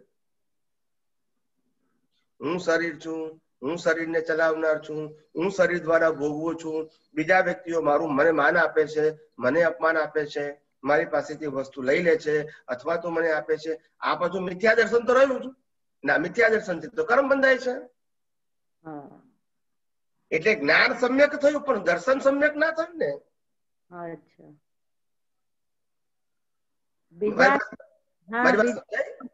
હા, કારણ નિમિત્ત ને જ દોષી જોયા ઓલવેઝ. એટલે જ્યાં સુધી તમારું દર્શન સમ્યક નહીં થાય ત્યાં સુધી જ્ઞાન શું કરે? પાંગળું છે. દર્શન, સમ્યક દર્શન વગર સમ્યક જ્ઞાન પાંગળું છે. કારણ કે હિન્દુસ્તાનમાં બધાને ખબર છે કે હું આત્મા છું. એ તો કેટલા અવતારથી આપણે જાણીએ છીએ. સાચી વાત કે ખોટી વાત? તો પછી એક જવાબ તો સાચો જ છે, તો પછી ભૂલ ક્યાં છે? સમ્યક દર્શન થયું નથી. ને સમ્યક દર્શન એટલે આ જગતને રિલેટિવ સત્યથી જોવું, એને મિથ્યા દર્શન કહ્યું, એને વ્યવહાર દર્શન કહ્યું, એને લૌકિક દર્શન કહ્યું. અને આ જગતને સનાતન સત્યથી જોવું, કુદરતના કાનૂનથી જોવું, યુનિવર્સલ ટ્રુથથી જોવું, એને સમ્યક દર્શન કહ્યું. તો પછી રાગ દ્વેષ થવાનું કોઈ કારણ નથી. સમજાય છે ને? હા, એટલે હજી ખૂબ સમજ લેવાની જરૂર છે. આમ વાત તમારી જયારે જેટલા પણ સત્સંગ સાંભળું છું એટલી મારી એમાં હા જ હોય છે કે હા આ જ બરાબર, આ જ બરાબર. પણ હજી એટલું જ્ઞાનમાં નથી રહેતું પોતાના. રહેશે ધીમે ધીમે રહેશે. હા, ઓકે ઓકે. જય સચ્ચિદાનંદ. Thank you. રોજ અનમ્યુટ જ નહોતું થતું. તમારે જયારે હું લાસ્ટમાં બી અનમ્યુટ નથી થતું. એટલે પ્રોબ્લેમ થયો. કઈ વાંધો નહીં, કઈ વાંધો નહીં. હા, અચ્છા, ઓકે. ના આવડે તો ખાલી હાથ ઊંચો કરજો, તમને પછી અનમ્યુટ કરશે. હા, હું પણ મારું આ વિડિયો બંધ હોય છે ને એટલે હાથ ઊંચો કરું તો બી નથી. વિડિયો તો ચાલુ કરવો પડે ને. ક્યાં તમારે ઓપ્શન હોય છે, ઓપ્શનમાં તમારે હેન્ડ બતાવવો પડે તો તમને અનમ્યુટ કરવાનું છે. ના, હું આશીર્વાદ આપજો. ખૂબ ખૂબ મારા આશીર્વાદ. ખૂબ ખૂબ પ્રગતિ કરો. Thank you so much. જય સચ્ચિદાનંદ. જય સચ્ચિદાનંદ. જય સચ્ચિદાનંદ. પ્રવીણા.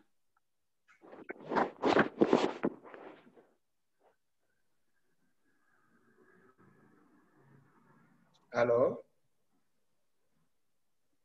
આપનો અવાજ નથી આવતો.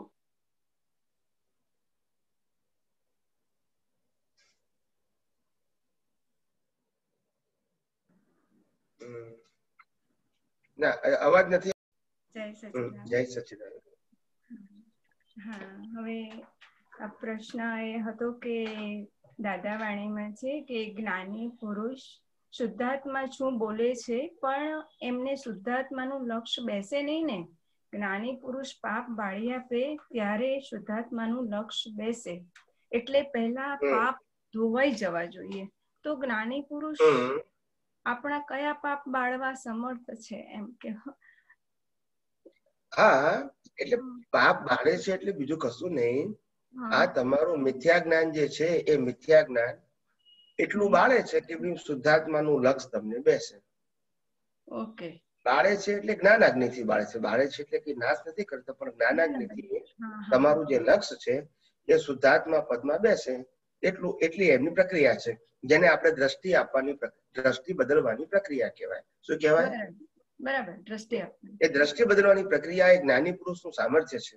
એ સામર્થ્યથી તમને સમજાવીને પણ તમારી દ્રષ્ટિ બદલી શકે, આ રીતે જ્ઞાનાગ્નિથી નાશ કરીને પણ દ્રષ્ટિ બદલી શકે, અથવા તો જ્ઞાની પુરુષના પરિચયથી પણ તમારી દ્રષ્ટિ બદલાઈ શકે. રીત કોઈ પણ હોઈ શકે, દ્રષ્ટિ બદલાવી જોઈએ. અચ્છા, ઈ જ. હા હા હા. બીજું કે હું શુદ્ધાત્મા છું એટલે કશું વળે નહીં. હું શુદ્ધાત્મા છું એ ભાન જ્ઞાની પુરુષનું આપેલું હોવું જોઈએ.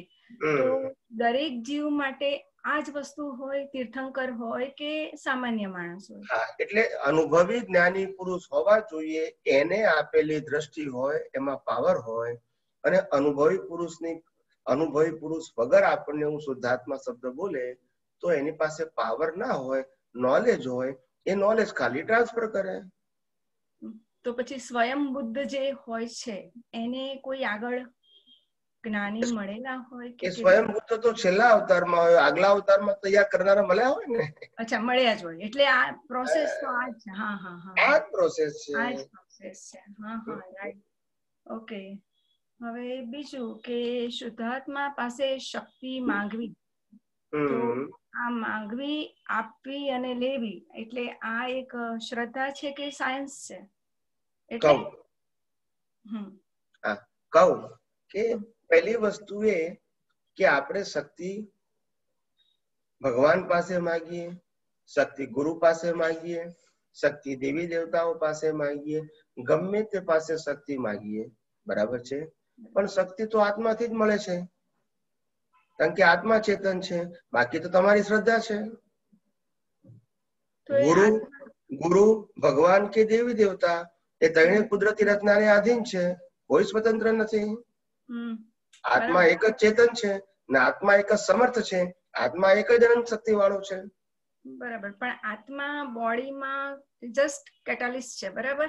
એની પાસે આપવા એટલે એવું કોઈ એનામાં એ નથી, ગુણ નથી કે જે આપણને આપી શકે. આત્માની અંદર આપવા લેવાનો ગુણ નથી, પણ આત્માની હાજરીમાં તમે જે ભાવ કરો છો એ ભાવને રૂપકમાં લાવવાનું કામ કુદરત કરે છે. આત્મા ના હોય તો તમે ભાવ કરી શકો નહીં, ને તમારા આટલા જન્મ મરણ થઈ શકે નહીં. જળ કોઈ દિવસ ભાવ ના કરી શકે. ના કરી શકે, એ તો બરાબર છે. એટલે આપણે આ અવતારમાં જન્મ લીધો અને જે કર્મ બાંધ્યા હતા એ ગયા અવતારમાં આત્માની હાજરી હતી માટે જ કર્મ બંધાયા, અને આ અવતારમાં ઉકલે છે, આત્માની હાજરી છે એટલે જ ઉકલે છે.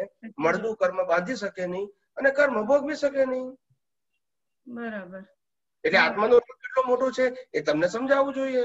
હા, આ તો ખાલી શક્તિ માંગવા પૂરતી વાત હતી કે હું એ જ કહું છું કે આત્માની હાજરીમાં તમે દેવલોકના કર્મ બાંધશો તો દેવલોકમાં તમારો જન્મ થશે, પણ આત્મા ના હોય તો તમે નહીં બાંધી શકો કર્મ. બરાબર છે. તો તમે એક વસ્તુ ધ્યાનમાં રાખો કે તમારા ઘરની અંદર તમે 1 લાખ રૂપિયાનું ટીવી લાયા, બરાબર છે, અને ટીવી ને ફર્સ્ટ ક્લાસ સેટ કરી નાખ્યું, અને ટીવી ની વેલ્યુ કરી કે ટીવી 1 લાખ રૂપિયાનું છે, ફલાણી કંપનીનું છે, સારામાં સારું મોડલ છે, આટલા બધા એના ફીચર્સ છે, આ બધું વર્ણન કર્યું, બરાબર છે. હવે ગવર્મેન્ટે ઇલેક્ટ્રિક સપ્લાય બંધ કરી નાખ્યો, તમે શું કરશો? એમની પણ તમે વેલ્યુ કોની કરી? ટીવી ની. ઇલેક્ટ્રિક ની તો કરી નહીં, અને ઇલેક્ટ્રિક વગર તમારું ટીવી ચાલુ ના થયું. પાવરની વેલ્યુ છે તો બરાબર છે. ના, પણ જયારે વર્ણન કરીએ છીએ લાખ રૂપિયાના ટીવી નું, ત્યારે પાવરનું તો કરતા જ નથી આપણે. અને એના વગર ઝીરો છે એ ખબર છે. બરાબર છે. કરોડ રૂપિયાનું ટીવી હોય તો ઝીરો. બરાબર. પણ પાવરની વેલ્યુ તો આપણે કાયમ માટે ભૂલી જઈએ છીએ. એમ આપણે આત્માની વેલ્યુ ભૂલી જઈએ છીએ. કર્મની વેલ્યુ કરી કે મેં કર્મ બાંધ્યા એનું મને ફળ મળ્યું, પણ એ ના ખ્યાલ આવ્યો કે આત્માની હાજર કર્મ ના બાંધી શકીએ. આત્માની હાજર કર્મ ભોગવી પણ ના શકીએ. મરદાને આપણે કરોડ રૂપિયા આપીએ તો મરદાને સુખ ના લાગે. બરાબર. એટલે બાંધતી વખતે પણ આત્મા જોઈએ અને ભોગવતી વખતે પણ જોઈએ. હા, જોઈએ. આત્મા વગર તો આપણે ઝીરો છીએ. પણ જે ઝીરો છે, આત્મા વગર ઝીરો છે, તો આપણે વેલ્યુ ઝીરો ની કરીએ છીએ, આત્માની કરતા નથી. કોઈ પણ મન વચન કાયાની ક્રિયા, કર્મ બાંધવાની અને કર્મ ભોગવવાની, ઇન્દ્રિય જ્ઞાનની ક્રિયા એ આત્માની ગેરહાજરી વગર હોઈ શકે ખરી? તો પછી વેલ્યુ કોની? ગમે તે ક્રિયા હોય, મનની હોય, વચનની હોય, કાયાની હોય, ઇન્દ્રિય જ્ઞાનની હોય, ભાવ કર્મની હોય કે દ્રવ્ય કર્મની હોય, પણ આત્માની હાજરી વગર આમાંની કોઈ પણ ક્રિયા થઈ શકે? તો આ બધી જ ક્રિયામાં અંતે વેલ્યુ કોની છે? એના સિવાય. એટલે તમે એમ કહો છો કે હું ભાવ કરું તો આત્મા આપે, તો પછી બીજું કોણ આપે? બીજું કોણ આપે એ બી ખબર છે, કોઈ નહીં આપે. પણ એમ કહેવાનો મતલબ ઈ આપણે આપણા ઘરમાં થાળીને કહીએ, થાળીને આપણે ખાવાની થાળીને કે તું ભાવ કર, તો કરી શકે? ના. બરાબર છે. કેમ ના કરી શકે? નહીં તો બરાબર છે. ના, પણ કેમ ના કરી શકે એનો જવાબ આપો ને. ચૈતન્ય તો હોવું જરૂરી તો છે. ચૈતન્યના આધારે ભાવ થાય છે, એનું ફળ મળે છે, પણ ચૈતન્યની વેલ્યુ નથી. કારણ કે આપણે ચૈતન્યના આપણે ભગવાન પાસે શક્તિ માંગવાનું, આત્મા પાસે માંગવાનું, તો પછી આપણને શંકા પડે છે ને આત્મા વગર આપણે ભાવ કરી શકતા નથી એ ખબર છે પાછી. હા હા, બરાબર છે. શક્તિ નથી બે સ્વીકારવાનું આપણે. ના, શક્તિ છે પણ પેલું કોણ એનામાંથી આપણામાં, એટલે કહેવાનો મતલબ પ્રતિષ્ઠિત આત્મામાં એટલે ટ્રાન્સફર કઈ રીતે આ બધું, એટલે એટલા માટે તો મેં કીધું કે આત્મા સિવાય તમે કોઈ પણ પ્રકારનો ભાવ કરી શકતા નથી. ખ્યાલ આવ્યો? અને આપણા જૈન ધર્મમાં તો સ્પષ્ટ લખ્યું છે, ભાવે ભાવના ભાવીએ, ભાવે દીજે દાન, ભાવે ધર્મ આરાધીએ અને ભાવે કેવળ જ્ઞાન. કેવળ જ્ઞાન પણ ભાવનું જ ફળ છે. એટલે બધું જ ભાવ. પણ આ બધું ભાવ કરે કોણ? પ્રતિષ્ઠિત આત્મા. કોની હાજરીમાં? મૂળ આત્માની હાજરીમાં. મૂળ આત્મા ના હોય તો પ્રતિષ્ઠિત આત્મા હોય જ નહીં.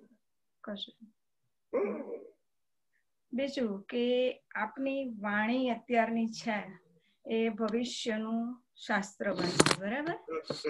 હવે અત્યારે અમે સમજીએ છીએ અને પછી નેક્સ્ટ જનરેશન જે શાસ્ત્ર વાંચશે, તો આ બેમાં મારા હિસાબે સમાધાનની દ્રષ્ટિએ કોઈ ફરક નહીં પડે.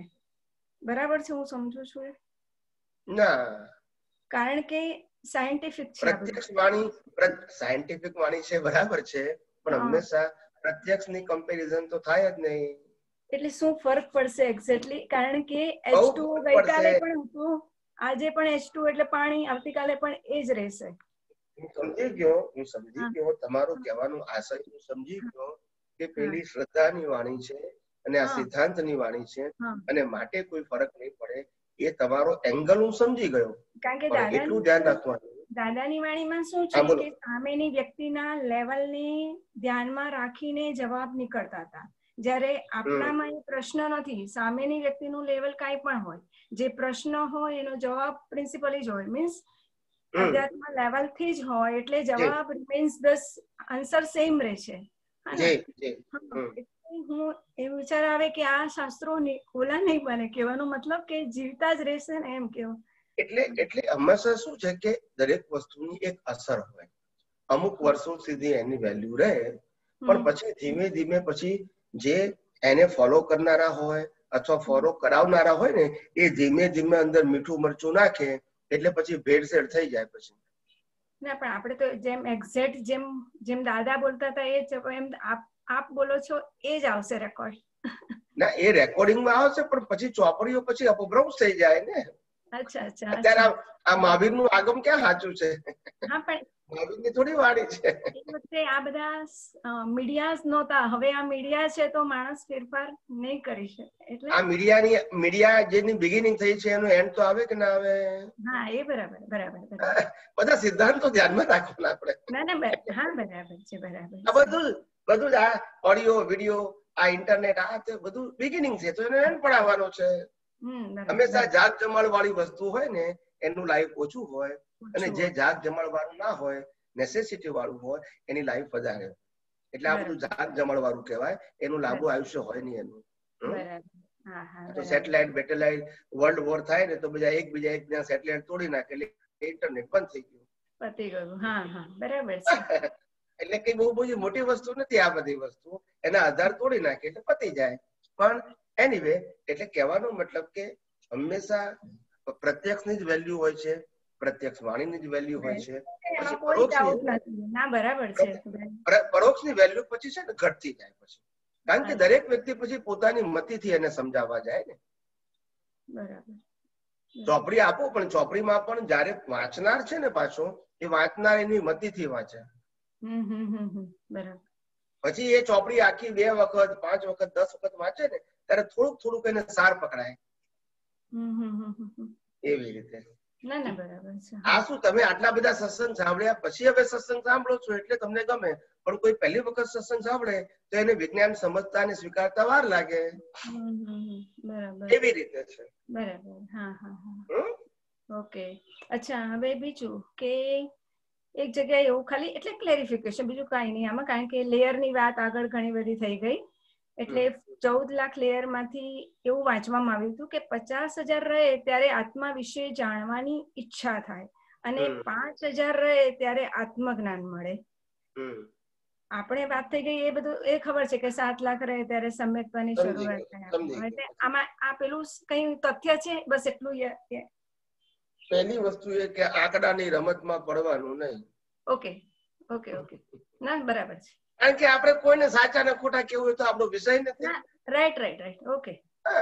નો કોમ્પિટિશન એન્ડ નો કમ્પેરિઝન. એમને લાગ્યું દર્શનમાં, એમને કહ્યું, આપણને કોઈ વાંધો નથી. મારા દર્શનમાં જે દેખાય છે હું કહું છું, સ્વીકારવું ના સ્વીકારવું બની સ્વતંત્રતા છે જ. આપણે તો ના કહેતા જ નથી. બરાબર છે. પણ આપણે કોઈની સાથે કોઈ પણ પ્રકારની હરીફાઈ છે નહીં. સાચું ખોટું નથી. અમારા દર્શનમાં જે દેખાય છે એમ જેમ છે તેમ કહીએ છીએ. શું કહીએ છીએ? એટલે બીજા કોઈએ કીધું છે ખોટું છે એ અમારું પ્રૂફ નથી. અમારું પ્રૂફ અમને દેખાય છે, અમે કહીએ છીએ. રાઈટ. હવે અમને કોઈ પૂછે કે સ્વામીજી પ્રતિક્રમણ કરવું જોઈએ કે નહીં, તો હું પૂછું પ્રકૃતિ કરે તો આપણને વાંધો શું છે? બરાબર. પણ પ્રકૃતિ કરે છે ને પુરુષાર્થ ના કહેવાય, ઉદય કર્મ કહેવાય. બસ આ મારું સાયન્સ છે. હવે કોઈએ કીધું પ્રતિક્રમણ એ પુરુષાર્થ છે તો મને વાંધો નથી. બરાબર છે. હા, બરાબર. મારી પાસે સિદ્ધાંતમાં મારું દર્શન કે છે કે મન વચન કાયાની અવસ્થા માત્ર કુદરતી રચના છે, માટે એને પરિણામ કહેવાય. પછી અતિક્રમણ કરે કે પ્રતિક્રમણ કરે, રાઈટ, વિધિ કરે કે આરતી કરે કે પૂજા કરે. હવે કોઈ કે મારે પુરુષાર્થ માનવું છે તો હું તારી મરજી. સાચી વાત છે. બરાબર છે. મારું કામ સિદ્ધાંત કહેવાનું છે. સિદ્ધાંત સ્વીકારવું કે નહીં એ તમારી સ્વતંત્રતા છે. યસ, બરાબર છે. એટલે કોણે શું કીધું એ મારો વિષય જ નથી. રાઈટ. હા, બરાબર છે. અચ્છા, હા, બરાબર છે. હવે 14 લાખ મનુષ્ય એવમ કારે 84 લાખ જીવાયોની, એટલે આ રીતે આવે છે. તો એટલે 14 લાખ યોની એટલે લેયર જ સમજવાને કે યોની ડિફરન્ટ છે ને લેયર? ના, આમાં શું કીધું કે જ્ઞાની પુરુષ એટલે તીર્થંકર ભગવંતોએ શું કીધું કે આટલા લેયર વાળા મનુષ્ય હોઈ શકે. એક લેયર ની અંદર અનેક મનુષ્ય હોય, બીજા લેયરમાં અનેક મનુષ્ય હોય, ત્રીજા લેયરમાં અનેક મનુષ્યો હોય. એવા ડિફરન્ટ કાઇન્ડના 14 લાખ લેયરની ક્વોલિટીના મનુષ્યો આ દુનિયામાં વિદ્યમાન છે. એમાંથી તમારે બધા જ લેયર પસાર કરવા પડશે. બધામાં જન્મ લેવો જરૂરી નથી. એટલે આંતરિક લેવલની ઓલું વાત છે ને, આ ડેવલપમેન્ટની વાત છે. ડેવલપમેન્ટની વાત છે. હા, બરાબર. તમે પોતે મનુષ્ય તરીકે 100, 200, 500, 1000, 2000, 5000, લાખ, 2 લાખ લેયર પર તમે એક મનુષ્ય ભાવમાં પાસ કરી શકો છો. એમાં દરેક લેયરમાં જન્મ લેવો જરૂર નથી, પણ કેટેગરી આટલી છે. બરાબર. એમ 7 લાખ પૃથ્વી કાય એ બધી પણ કેટેગરી જ છે. ખાલી કેટેગરી છે. એટલે આ જ રીતે બધામાં સમજવાનું પછી. બરાબર. રાઈટ. ઓકે, જય અને સચિદાનંદ. પુરુષાર્થ મનુષ્યમાં છે એટલે મનુષ્યની અંદર તમે પાસ કરી શકો. બરાબર છે. પેલામાં તો ખાલી એટલા પ્રકારના જીવો છે. પૃથ્વી કાય 7 લાખના, અપકાય તેવકાય, એ પ્રકાર છે એના. પ્રકાર છે. એમાં બધા પ્રકારમાં ફરવું જરૂરી નથી. રાઈટ. કુદરતે ઉદ્વગમનનો સંજોગ આપ્યો પુણ્યનો, ઓટોમેટિક એક ઇન્દ્રિયમાંથી 2 ઇન્દ્રિયમાં આવી જાવ. ના મળે ત્યાં સુધી એમાં ફર્યા કરવાનું એક ઇન્દ્રિયમાં. ત્યાં સુધી બે ઇન્દ્રિયમાં આવવાનું તમારું ક્વોલિફિકેશન તૈયાર ના થાય ત્યાં સુધી એક ઇન્દ્રિયમાં તમારો જન્મ થયા કરે. બરાબર. અચ્છા, જ્યારે તમે આપણે આ લેવલે આયા પછી બી એકેન્દ્રિય સુધી જઈ શકાય? એટલે જઈ શકાય પણ ભોગવટા માટે. પછી પ્રોસેસ નહીં કરવાની તમારે ડેવલપમેન્ટ. પ્રોસેસ નહીં પણ એમ શક્યતા ખરી જવાની એમ. ઓફકોર્સ જઈ શકાય. કોઈ પણ ચારે ગતિ કીધી છે ને, ચારે ગતિમાંથી કોઈ પણ ગતિમાં જઈ શકાય. હા બરાબર. બરાબર. ના બરાબર. બધું આ બધી વાતો કરી જ છે. હું તો ખાલી એને તમને વિસ્તૃતમાં સમજાવું છું સૈદ્ધાંતિક રીતે. બસ વિતરાગોએ જે વાત કરી છે એનાથી હું કોઈ નવી વાત કરતો નથી. અને મારી પાસે વિતરાગોથી વિશેષ દર્શન છે એવું મારું કહેવાનું કારણ નથી. ખાલી મારું પ્રેઝન્ટેશન મૌલિક છે પણ પ્રિન્સિપલ તો એક જ છે. હા, પ્રિન્સિપલ તો એક જ છે. પ્રેઝન્ટેશન મારું આ કાળને આધીન મૌલિક છે. એક્ઝામ્પલ મારા મૌલિક છે. That's it. But the law of nature is the same. સર્વકાળ માટે એક જ છે. આ લેયર ને ગુણસ્થાનક નું જે લાસ્ટ જે ડિસ્કશન થયું એમાં ઘણું બધું ક્લિયર થઈ જાય છે. આમ તો ઘણું બધું ક્લિયર. બરાબર. ઓકે. જય સચિદાનંદ. તમે નવસારી થી બોલો છો ને? હા, નવસારી. હા. ઓકે. જય સચિદાનંદ. જય સચિદાનંદ. Break time Swamiji. જય સચિદાનંદ.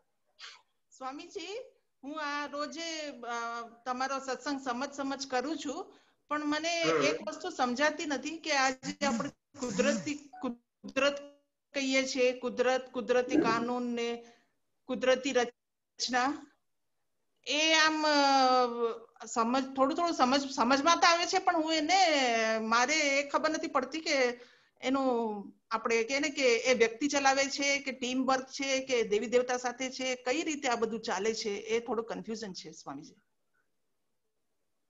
આ કેવું છે સમજાવું તમને કે આખું જે યુનિવર્સ છે ને એ 6 તત્વોનું બનેલું છે અને 6 તત્વોથી આખી આ દુનિયા ચાલે છે.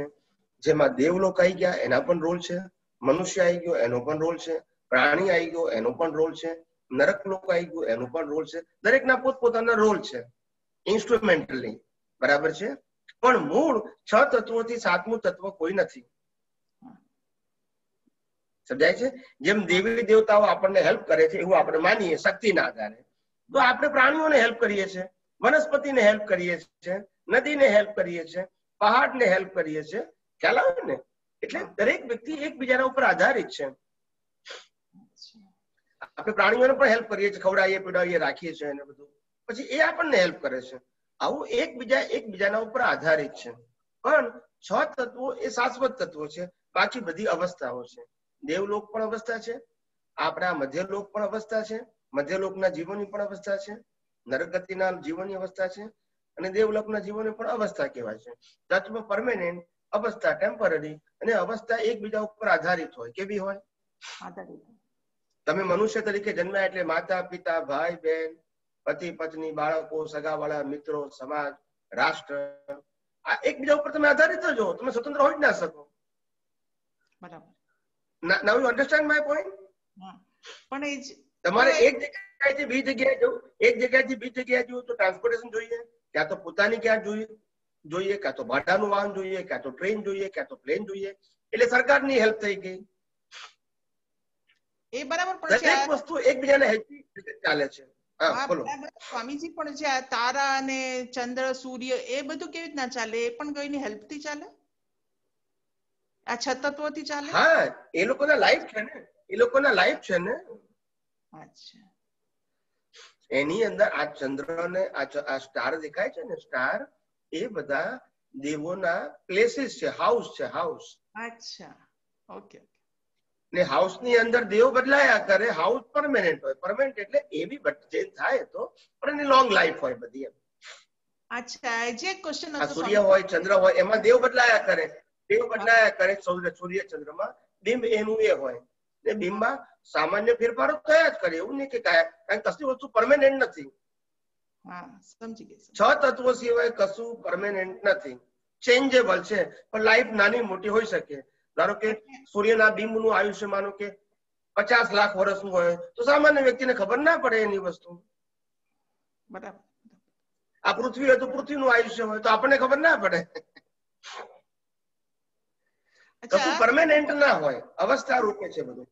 હા એટલે મનુષ્યનું પણ આપણે આખું જીવન આ બધી સંજોગ આપવો આ તે બધું આ કેવી રીતના બધું આમ બહુ આમ આશ્ચર્ય થાય કે કેવી રીતના બધું થઈ રહ્યું છે અને એ બી પરફેક્ટ રીતે બધું સૃષ્ટિ ચાલી રહી છે. આટલું બધું પરફેક્શન થી થાય છે એટલે તો એને ઓટોમોડ કહેવાય. અચ્છા એટલે એને ઓટોમોડ કહેવાય છે. જો માણસ કરવા જાય તો પોસિબલ. તમે એક સામાન્ય રીતે વિચાર કરો કે આ તમારી બોડી છે, એનું જે તંત્ર છે, આટલી બધી નળીઓ છે, આટલા બધા જ્ઞાન તંતુ છે, આટલા બધા ઓર્ગન છે, તમે જેવું ખોરાક નાખો છો ફટ ફટ ફટ બધું પચાવી નાખે છે, લોહી બની જાય છે, બધે ઠેકાણે મોકલી આપે છે અને તમે લાઈવ રહો છો. હવે તમે કરવા જાઓ તો થાય? તમે કરવા જાઓ તો થાય? તમે તમારી ઇન્ટરનલ બોડી નું મેનેજ કરવા જાઓ તો થાય? ના થાય. બસ આવું કુદરતી રચના, આવું આખી દુનિયા છે. હા એ જ નવાઈ લાગે છે કે કેટલું બધું પરફેક્ટ ને કેટલું ફાઇન થાય છે કે કઈ દેખાતું પણ નથી ને એની જાણે બધું થઈ રાખે છે. એને માટે જ જ્ઞાની પુરુષો કહે છે કે તમે જીવન જીવવાનું બોજો ના રાખો. એટલું બધું કોમ્પ્લેક્સ છે આ દુનિયા સમજવી માટે ઊંડા જ ના ઉતરશું. ધીમે ધીમે કેવળ જ્ઞાન કેવળ દર્શન થશે ત્યારે તમને દેખાશે. આમ બુદ્ધિથી સમજવા જશો તો નહીં સમજાય કશું. ખાલી કુદરતી રચના તરીકે જાણો અને 6 તત્વોનો મુખ્ય રોલ છે, બાકી બધી અવસ્થાઓ છે, સર્જન અને વિસર્જન. એમાં બહુ ઊંડા ઉતરવા જેવું નથી. એટલે જેમ જેમ વિચારો છે એમ વધારે આમ રહસ્ય એમ થાય શું છે એમ પૂછી લો આજે એમ સ્વામીજીને પૂછી જવું. બરાબર છે, વાંધો નહીં. એટલે આવું છે. એટલે આવું અમને બી આખી આ સૃષ્ટિ સિદ્ધાંત રૂપે દેખાય, અવસ્થા રૂપે ના દેખાય. અવસ્થા રૂપે કેવળ જ્ઞાનીને દેખાય. એટલે કેવળ જ્ઞાનીનો જવાબ એક્ઝેક્ટ હોય, અમારો જવાબ સૈદ્ધાંતિક હોય. કેવો સૈદ્ધાંતિક હોય અને એમને એક્ઝેક્ટ દેખાય એટલે અવસ્થાની બિગિનિંગ, એની મધ્ય અવસ્થા અને એન્ડ બધું જ એઝ ઇટ ઇઝ દેખાય ને એના રૂટ પણ દેખાય. અમને ખાલી સિદ્ધાંત સમજાય દર્શનમાં, એમને બધું દેખાય. ખ્યાલ આવે ને? એટલે દેખાય એમાં એ જેમ છે તેમ વધારે કહી શકે, અમારા કરતા વધારે. અમને બધું સમજાય દર્શનમાં, સિદ્ધાંતમાં, એટલું જ અમે સૈદ્ધાંતિક કહીએ. પણ તોય આ કાળમાં આનાથી મોટું દર્શન હોય જ નહીં કોઈની પાસે. સાચી વાત છે. આ કાળમાં આ ક્ષેત્રમાં ના હોય, બીજા ક્ષેત્રમાં હોઈ શકે, મહાવિદ્ય ક્ષેત્રમાં. કારણ કે આ કાળમાં કોઈને કેવળ જ્ઞાન તો છે. એટલે કૃતજ્ઞ છું ખૂબ જ. તમારું સાચે ને જ્ઞાન હાઈએસ્ટ લેવલ ઉપર છે. બહુ જ હું ભગવાનને તમને બધાને કહું છું કે ખૂબ ખૂબ આભાર તમારો સ્વામીજી. ખૂબ ખૂબ આભાર. કોઈ શબ્દો જ નથી કહેવાના. જય સચ્ચિદાનંદ. ના બરાબર. જય સચ્ચિદાનંદ. રમેશ તોલિયા. જય સચ્ચિદાનંદ સ્વામીજી, દંડવત પ્રણામ. જય સચ્ચિદાનંદ. જય સચ્ચિદાનંદ. હવે પ્રશ્ન એ છે કે હમણાં 4-5 દિવસથી આ લેયર વિશે બહુ પ્રશ્ન પૂછાય છે. હા, લેયર વિશે બહુ પ્રશ્ન પૂછાય છે. તો મને એક પ્રશ્ન થયો કે આ જે લેયર છે એ પ્રતિષ્ઠિત આત્મા ઉભો કરે છે કે કુદરતી રીતે ઉભો થાય છે? પ્રતિષ્ઠિત આત્મા. પ્રતિષ્ઠિત આત્મા તો પછી પોતે જ ઉભા કરે છે ને પોતે જ એમાં ફસાય છે, એવું થયું ને? એવું જ થાય છે ને. આ કર્મ પોતે જ બાંધે છે, ભોગવે છે પોતે જ. પોતે. બરાબર. હા, એટલે ટૂંકમાં બુદ્ધિનો વિકાસ થાય. બરાબર. આ જે કન્ટેન્ટ રીતે જોઈ તો આમ તો બુદ્ધિની રીતે જોઈ તો ટૂંકમાં ટોપ મોસ્ટ બુદ્ધિ થાય ત્યાં પસાર થઈ જાય 14 લાખ લેયર. ટોપ બુદ્ધિ થાય ત્યારે બધા ટોપ. રાઈટ. બરાબર. તો પછી આજે તીર્થંકર ભગવાનના જે ગણધરો હોય છે એ આ 14 લાખ લેયર ની અંદર હોય છે કે એની પસાર થઈને બહાર નીકળી ગયેલા હોય છે? એ તો બહાર નીકળી ગયા, બહાર ક્યારના બહાર નીકળી ગયા હોય. એમને તો કેવળ દર્શનમાં બધા બહાર નીકળી ગયા હોય. એમને તો કેવળ જ્ઞાન હોય બધાને. હા, એટલે આ ઉપરથી એક મને એવું સમજાય છે કે આમ જો આ વસ્તુ સમજાય તો આમ થોડું પઝલ સોલ્વ થાય એવું છે. થોડું આમ છાંટણા તરીકે આમ એવું લાગે કે તો સમજી શકાય કે સમ્યક બુદ્ધિ શું છે, મિથ્યા બુદ્ધિ શું છે, એ આમ થોડું સમજાય કે આ રીતે આમ હોય એવું. બરાબર? હા, બરાબર. જય ઓકે. જય સચ્ચિદાનંદ. જય સચ્ચિદાનંદ સ્વામીજી. જય સચ્ચિદાનંદ. સ્વામીજી, આપના જે પેલા ન્યુ કોમર્સ વાળા સત્સંગમાં આપે એવું કીધેલું કે કોઝલ બોડી સાથે આત્મા એટેચ નથી પણ સંલગ્ન છે. તો હવે સંલગ્ન જે વર્ડ્સ આપણે આપ્યો એનો અર્થ સૈદ્ધાંતિક સમજો સાથે કોઝલ બોડી અને આત્મા એ એટેચ નથી. એટલે જયારે કોઝલ બોડી જાય છે ત્યારે આત્માની સાથે એટેચ નથી પણ સંલગ્ન છે, જોડાયેલો બરાબર? છે. હા, એટલે સાથે જાય છે પણ એન્જિન સાથે ડબ્બો જોડાયો છે એવી રીતે. હા, બરાબર. હા, એટલે જવું જ પડે. ડબ્બા પાસે જોઈ એન્જિન જ્યાં જાય ત્યાં ડબ્બાને જવું પડે. હાજી, બસ એ સમજો તો સંલગ્ન એટલે સાથે જવું પડે. એટલે બંને એક નથી એમ. હા, બરાબર. હા, એ એટેચ ખ્યાલ આવી ગયો પણ સંલગ્ન જે વર્ડ હતો ને એટલા માટે કે સાથે જવું પડે. એટલે જ્યાં કોઝલ બોડી જાય ત્યાં આત્માએ સાથે ખેંચાવવું પડે, જવું પડે. એ જેનો અર્થ ને સમજાઈ ગયું. હા, હવે બીજું કોઝલ બોડી છે ને, કોઝલ બોડીને સટલ કહેવાય. સટલ અને સટલ ની અંદર આત્મા છે. એટલે સટલ જ્યાં જાય ત્યાં આત્માને જવું પડે. આત્મા પોતે જતું નથી. સટલ જ્યાં જાય ત્યાં આત્મા જાય. કારણ કે સટલ કેમ જાય છે? કારણ કે રિબર્થ લેવા. હા, એટલે કોઝિસ તૈયાર નાખ્યા છે, કર્યા છે, એટલે આત્માએ ખેંચાવવું પડે. પણ જો કોઝિસ સાવ રિમૂવ થઈ જાય, બધા ખલાસ થઈ જાય તો આત્મા મોક્ષે જાય, સિદ્ધ ક્ષેત્રમાં. એ સમજાઈ ગયું. હા, હવે બીજું એક નાનકડું સ્વામીજી ખાલી સમજ્યું હતું કે આપણે જે આત્માના પર્યાયોની વાત થઈ, એમાં જે આત્માના પર્યાયો બધા શુદ્ધ જ હોય છે. 3 કાળ આત્મા શુદ્ધ છે. એટલે હવે એની અંદર જે અવસ્થાઓ દેખાડે છે પર્યાયમાં, એ અવસ્થાઓ અશુદ્ધ છે, એ આપણે સમજાયું હતું. હવે ખાલી મને એ સમજવું છે કે આ જે અવસ્થાઓ અશુદ્ધ છે એ અવસ્થાઓને આપણે દ્રષ્ટિએ કરીને વૈજ્ઞાનિક દ્રષ્ટિથી શુદ્ધ કરતા જઈએ અને કુદરતી રચના 6 તત્વો મૂકીને જેવી રીતે એમાં પ્રોગ્રેસ કરતા જઈએ તો એ અવસ્થાઓ શુદ્ધ થતી જાય તો કેવળ દર્શનમાં ઇન્ક્રીઝ થાય આપણો પુરુષાર્થનો પ્રોગ્રેસ, એમાં એ આપણને વધારે આગળ લઈ જાય કેવળ દર્શન. કારણ કે કેવળ જ્ઞાનમાં તો કઈ કરવાનું નથી. હું શુદ્ધાત્મા છું ને એની ક્વોલિટીઝ જે કાયમ સ્વભાવ છે એ જાણીને એને અનુભવવાનો છે. પણ પેલામાં જે પ્રોગ્રેસ કરવાનો છે કેવળ દર્શનમાં, તો આ અવસ્થાઓ શુદ્ધ થતી જાય તો પર્યાય તો શુદ્ધ છે જ. એટલે તો એમાં કેવળ દર્શનમાં પ્રોગ્રેસ થાય ને સ્વામીજી? અવસ્થા શુદ્ધ નહીં બોલવાનું, દર્શન શુદ્ધ બોલવાનું.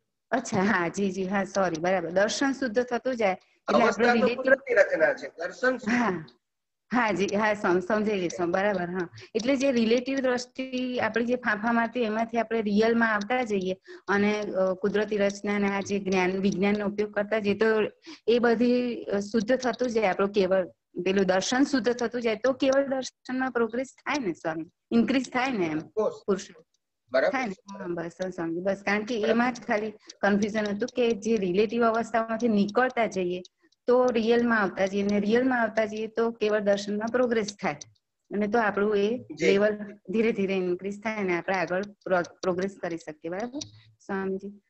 અને ત્રીજું એક નાનકડું સ્વામીજી કન્ફ્યુઝ એટલે જાણવું છે કે આપણે દિવસના તો રિલેટિવ અવસ્થાઓમાં જાગૃતિ અપ્સ એન્ડ ડાઉન થયા કરે, ફ્રીક્વન્સીસ આવે જાય, પણ રાત્રે આપણે જે સુઈ જઈએ ત્યારે હું શુદ્ધાત્મા છું ને અનંત અવિનાશી અનંત શક્તિ વાળો છું, એ જે આપણે લક્ષ્ય સાથે રિયલમાં એની રિયલ પ્રોગ્રેસ હાર્ટીલી કરતા જો સુઈ જઈએ તો રાતના જે આપણે શુદ્ધાત્માનું લક્ષ્ય એનાથી દર્શનમાં પ્રોગ્રેસ થાય કે આપણને નવો મોક્ષ માર્ગને લાયક અને સહાયક સંજોગો મળી શકે, એ બી ચાર્જિંગમાં હેલ્પફુલ થાય.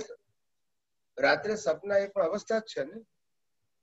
હા જી, હા, પણ આપણે જે પેલું ચાર્જિંગ કરવાનું છે, આપણે જે વાત થઈ હતી ને સ્વામીજી, આપણે સમજાવ્યું હતું કે તમે દિવસે ના કરી શકો, જાગૃતિ ડીમ પડે, બધી અવસ્થાઓમાં તમે આવરણ આવી જાય, પણ રાતના તો આપણને એટલી ભગવાને આપી છે ને પેલી કૃપા કે તમે બધી પેલામાંથી મુક્ત થઈ સંસારી એમાંથી, અને હું શુદ્ધાત્મા છું નું લક્ષ્ય રાખીને જો સુઈ જાવ તો તમને એટલી ચાર્જિંગ, કારણ કે જીવતો પ્રતિષ્ઠિત આત્મા તો સૂતો જ નથી, એટલે એ ચાર્જિંગ પ્રોસેસ ચાલુ હોય તો એ પ્રોગ્રેસમાં આપણને હેલ્પફુલ થાય, એમ આગળ વધવામાં થાય ને. હા હા સ્વામીજી.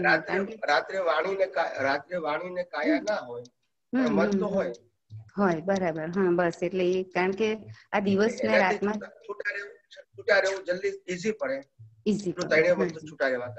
હા હા, એટલે આપણે સવારે ઉઠીએ ને ત્યારે પેલું રાતના જે ગોઠવીને સુતા હોઈએ આ લક્ષ સાથે અંદર હાટેલી, તો રાત સવાર પાછું એ આપણને જાગ્રત થઈ એટલે આવી જાય છે. એટલા માટે કે એ પણ પાછું દર્શનમાં પ્રોગ્રેસ કરે ને આપણા, એમ શુદ્ધ દર્શન. હા જી સ્વામી. જય સચ્ચિદાનંદ. જય સચ્ચિદાનંદ સ્વામી. જય સચ્ચિદાનંદ. જય સચ્ચિદાનંદ. કોણ છે? प्रियंका बेंगलोर। सच्चिदानंद स्वामी जी। जय सच्चिदानंद। जय सच्चिदानंद स्वामी जी। मुझे एक है ना वो डिस्चार्ज प्रतिष्ठित आत्मा और चार्ज प्रतिष्ठित आत्मा में थोड़ा कंफ्यूजन है।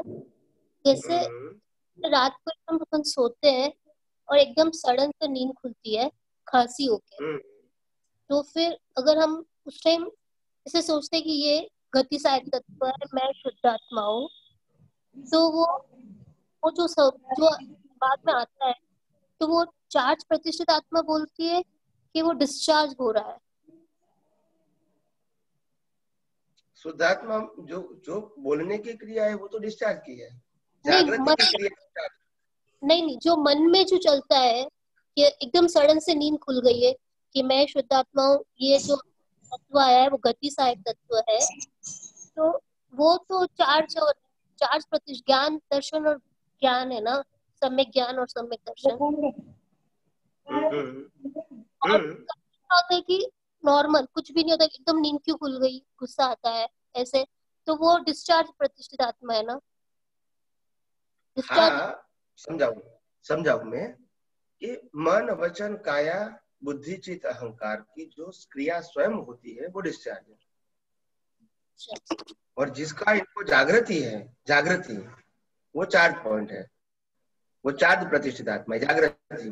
फिर जागृति कैसी है वो डिपेंड है, वो आपके ज्ञान दर्शन के ऊपर आधार है, मगर वो जागृति है आपकी।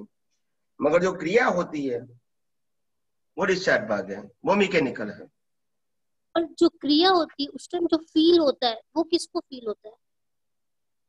हाँ, जो फील होता है, अनुभूति होती है ना, वो फील होता है, वो भी जड़ भाग है, मगर जो प्रोसेस करता है वो चेतन भाग है। जैसे एग्जाम्पल यहाँ मैं पिन लगाऊंगा हाथ के ऊपर, तो पेन होगा कि नहीं होगा? तो अनुभव होगा कि नहीं होगा? होगा। तो ये किसका अनुभव है? वो डिस्चार्ज का हो गया। बराबर। और जो मगर इसको जानने वाला है वो चार्ज प्रतिष्ठित आत्मा है। बराबर, एकदम सही है, समझ में फिर उसको जानने वाला इसके साथ अटैच रहता है, इसके साथ अलग रहता है, वो लाइव प्रतिष्ठित आत्मा है। मगर जो ऑन द स्पॉट होता है, क्योंकि मैंने कहा था ना कि आपका जैसा चार्जिंग है वैसा डिस्चार्ज में अनुभव नहीं होगा, तो भुगतान कैसे होगी? जी, वो मतलब अहंकार को डिस्चार्ज, अहंकार को सिर्फ फील होता है हर चीज में। हाँ, वो भी इतना ही, उसकी रेंज के मुताबिक। बराबर। जैसा उसका भाव है ना, बताऊं मैं आपको। जैसे एक व्यक्ति है, इनको आइसक्रीम खाना पसंद है, दूसरे को बहुत पसंद है, तीसरे को एक्सट्रीम पसंद है। जी। मैं उसकी रेंज की, मैं उसकी स्ट्रेंथ की बात करता हूँ। जी। अभी तीनों व्यक्ति आइसक्रीम खाती है, अनुभूति तीनों को अलग अलग है। बराबर। You understand my point? मेरी बात समझ में आई आपको? हाँ। जो उनकी वैल्यू है बिलीफ में, उसी के प्रकार से उसकी भुगतान होगी ना। यस, बिल्कुल। क्रिया तो एक ही है, मगर भुगतान मेरी बिलीफ की स्ट्रेंथ के ऊपर डिपेंड है। एक व्यक्ति 5 रुपया की वैल्यू करती है, दूसरे 5 रुपया करती है, तीसरी 5 व्यक्ति की 5 रुपया की वैल्यू करती है। तीनों के लिए रुपया एक ही है, मगर वैल्यू अलग अलग है। अभी आपको समझ में आता है? हाँ एकदम तो ये पक्का। इसको भुगतान बोलते हैं। अगर गरीब के पास से हमने 5 रुपया ले लिया तो उनके लिए बहुत बड़ी भुगतान है। जी। अगर मिडिल क्लास के पास 5 रुपया ले लिया तो उसको कम भुगतान है, और अगर रीच के पास 5 रुपया ले लिया तो कोई ज्यादा कोई भुगतान जैसा लगता नहीं उनको। जी। हालांकि एक्शन तो तीनों को हुई। हाँ बराबर। तो नाउ यू अंडरस्टैंड, जो ये भुगतान की फीलिंग है वो डिस्चार्ज है। चार्ज है। और फिर अपन जो ज्ञान का उपयोग करते हैं वो चार्ज, वो चार्ज भाग है। ज्ञान दर्शन का जो उपयोग करते हैं उनके साथ जुड़ जाना, उनके साथ अलग रहना, हाँ उनका सेम प्रक्रिया का भाव करना, ये सब पुरुषार्थ है। ये सब पुरुषार्थ है बराबर। अब जब ये पुरुषार्थ करते हैं हम तो हमारा अज्ञान खत्म होता है कि डेवलपमेंट बढ़ता है? अज्ञान खत्म होगा जब आप सम्यक ज्ञान और सम्यक दर्शन या तो कुदरती कानून का उपयोग करेंगे, या तो 6 तत्व का उपयोग करेंगे, या तो सनातन सत्य की दृष्टि का उपयोग करेंगे, तो अज्ञान नाश होगा और डेवलपमेंट बढ़ेगा। डेवलपमेंट और कर्म होगा तो वो मोक्ष मार्ग के लिए लायक और सहायक होगा, क्योंकि आप सेपरेशन है। अगर आपने ये विज्ञान जानने के बाद भी विज्ञान का उपयोग करना आप चूक गए, हाँ तो कर्म बनेगा। जी बराबर। मगर फिर आपने बाद में विज्ञान का उपयोग कर लिया संजोग बनने के बाद, तो अभी भुगतान आएगी मगर जागृति आपको हाजिर रहेगी, क्योंकि आपने एग्जाम तो पास कर दिया है। ओके बराबर। मगर कुदरत तो रिजल्ट देंगी। हाँ। अगर आपको केवल ज्ञान हो गया है तो भी कुदरत तो रिजल्ट देंगी आपको। जी जी बराबर। मगर आपको अभी उपयोग पुरुषार्थ करने की जरूरत नहीं रहेगी। Yes you understand my point. इसलिए मैंने कहा लास्ट बर्थ में पुरुषार्थ नहीं होता है मगर भुगतान होगी। भुगतान होगी बराबर। और एक ऐसे हम यहाँ ज्ञान का उपयोग नहीं किया ऑन द स्पॉट और बीज बन गया तो भुगतान तो आएगी, मगर उसके बाद हमने ज्ञान का उपयोग किया तो वो ज्ञान तो हाजिर रहेगा ने, भुगतान भी आएगा और ज्ञान भी रहेगा, तो उस समय आपको पुरुषार्थ करने की जरूरत नहीं पड़ेगी। ओके तो वो इजी हो जाएगा, वो चार्ज है ना अपने आप तो डिस्चार्ज हो जाएगा। यही तो डेवलपमेंट की वैल्यू है, यही तो डेवलपमेंट की वैल्यू है ना। ओके हाँ। जो लेवल आपने प्राप्त कर, इसलिए मैंने क्या कहा कि आध्यात्म मार्ग में अज्ञान को नाश करना इसकी वैल्यू है, प्रतिक्रमण या सामायिक की वैल्यू नहीं है। तो अगर आपने 90% अज्ञान नाश कर दिया, अभी नाश करते करते समय आपका कर्म बंद हो गया जो भी होना था, अभी वो रिजल्ट में आएंगे, मगर 90% का आपका डेवलपमेंट का ज्ञान तो काम में आएगा ही। हाँ। वो तो माइनस नहीं होगा, नहीं होगा, तो नए कर्म तो नहीं बनेंगे। उस समय आपको सामायिक प्रतिक्रमण की भी जरूरत नहीं पड़ेगी। जी जी बिल्कुल सही। क्योंकि आपने अभी सामायिक प्रतिक्रमण में वेट नहीं दिया, अज्ञान को नाश करने में दिया, तो अज्ञान नाश करना का जो फल मिला वो भी रेडीमेड आएगा ना आपका डेवलपमेंट के साथ। तो उस समय आपको अवस्था में आपको पुरुषार्थ करने की जरूरत नहीं पड़ेगी, क्योंकि डेवलपमेंट तो है बराबर। आपका ज्ञान दर्शन वो लेवल का है जो कोई भी अवस्था में आपको मुक्त रखता है जी। मालिक की भाव करता भाव से। बस यही तो हमारा पुरुषार्थ है। जी। और एक जो आपने बताया वो सातवें गुणन तक पहुंचते हैं, मतलब वहां तक अपनी सारी अज्ञानता खत्म हो जाती है। सातवें तक जब में पहुंचते बताओ मैं आपको, दुनिया का सनातन सत्य सिद्धांत के रूप में समझ में आ जाता है। नहीं अभी अनुभव बाकी है। हाँ अनुभव बाकी नहीं, अभी जैसे हम उपयोग कर करके अज्ञानता खत्म कर रहे हैं तो हमारा डेवलपमेंट हो रहा है। आप डेवलपमेंट की प्रोसेस में है अभी। अच्छा प्रोसेस में बराबर।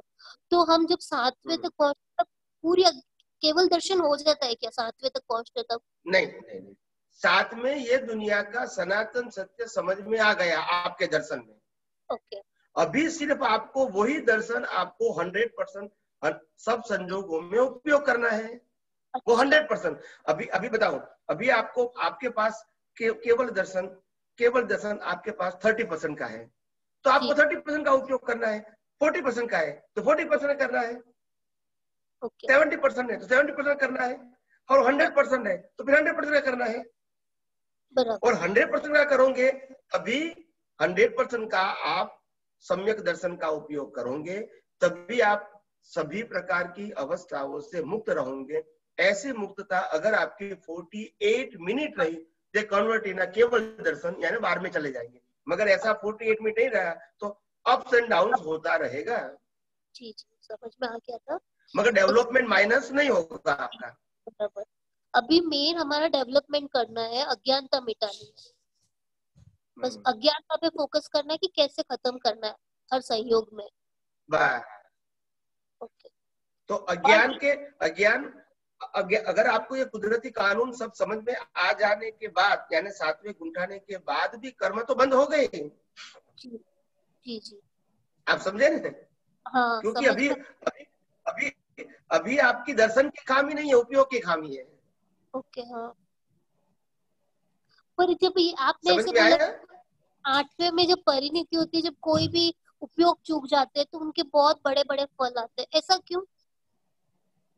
जैसे बहुत बड़े 7वीं नरक। क्योंकि वो हाई लेवल हो गया है ना उसका, अभी वो रिस्पॉन्सिबल हो गए ना, नाउ दे अंडरस्टैंड एवरीथिंग। जैसे फिर महावीर कोई गलती करेगी जिम्मेदारी। हाँ बोलिए बोलिए। जैसे तीर्थंकर भगवान थे, उन्होंने पहले बर्थ में कोई उपयोग चूक किया, इसलिए उनको बड़े बड़े ऐसे आए तकलीफ, उपसर्ग आए। हाँ वो तो सवाल ही नहीं है, यही कोई वजह। वही तो आया। ओके यही तो प्रिंसिपल, तो कुदरत का कानून तो सबके लिए एक होता है ना। ओके हाँ बराबर। मैंने कल क्या कहा था, जितना लेवल हाई इतनी जिम्मेदारी ज्यादा, इतना ईगो पावरफुल, और इतना कर्म बंध भी पावरफुल, चाहे पाप का है चाहे पुण्य का है। देवलोक भी जाएंगे तो हाई लेवल में जाएंगे, नर्क लोक में जाएंगे तो लो लेवल में जाएंगे, क्योंकि स्ट्रेंथ है, स्ट्रेंथ समझते हैं ना? जी जी डेवलपमेंट। हाँ थैंक यू सो मच। जय सच्चिदानंद, जय सच्चिदानंद। रेखा जयपुर। जय सच्चिदानंद स्वामी जी, आपके चरणों में कोटि कोटि प्रणाम। मेरा प्रश्न ऐसा था, कर्म का बीज डालते हैं जब भी, जैसे जिस जीव के साथ बंध, जिस जीव के साथ में डलता है,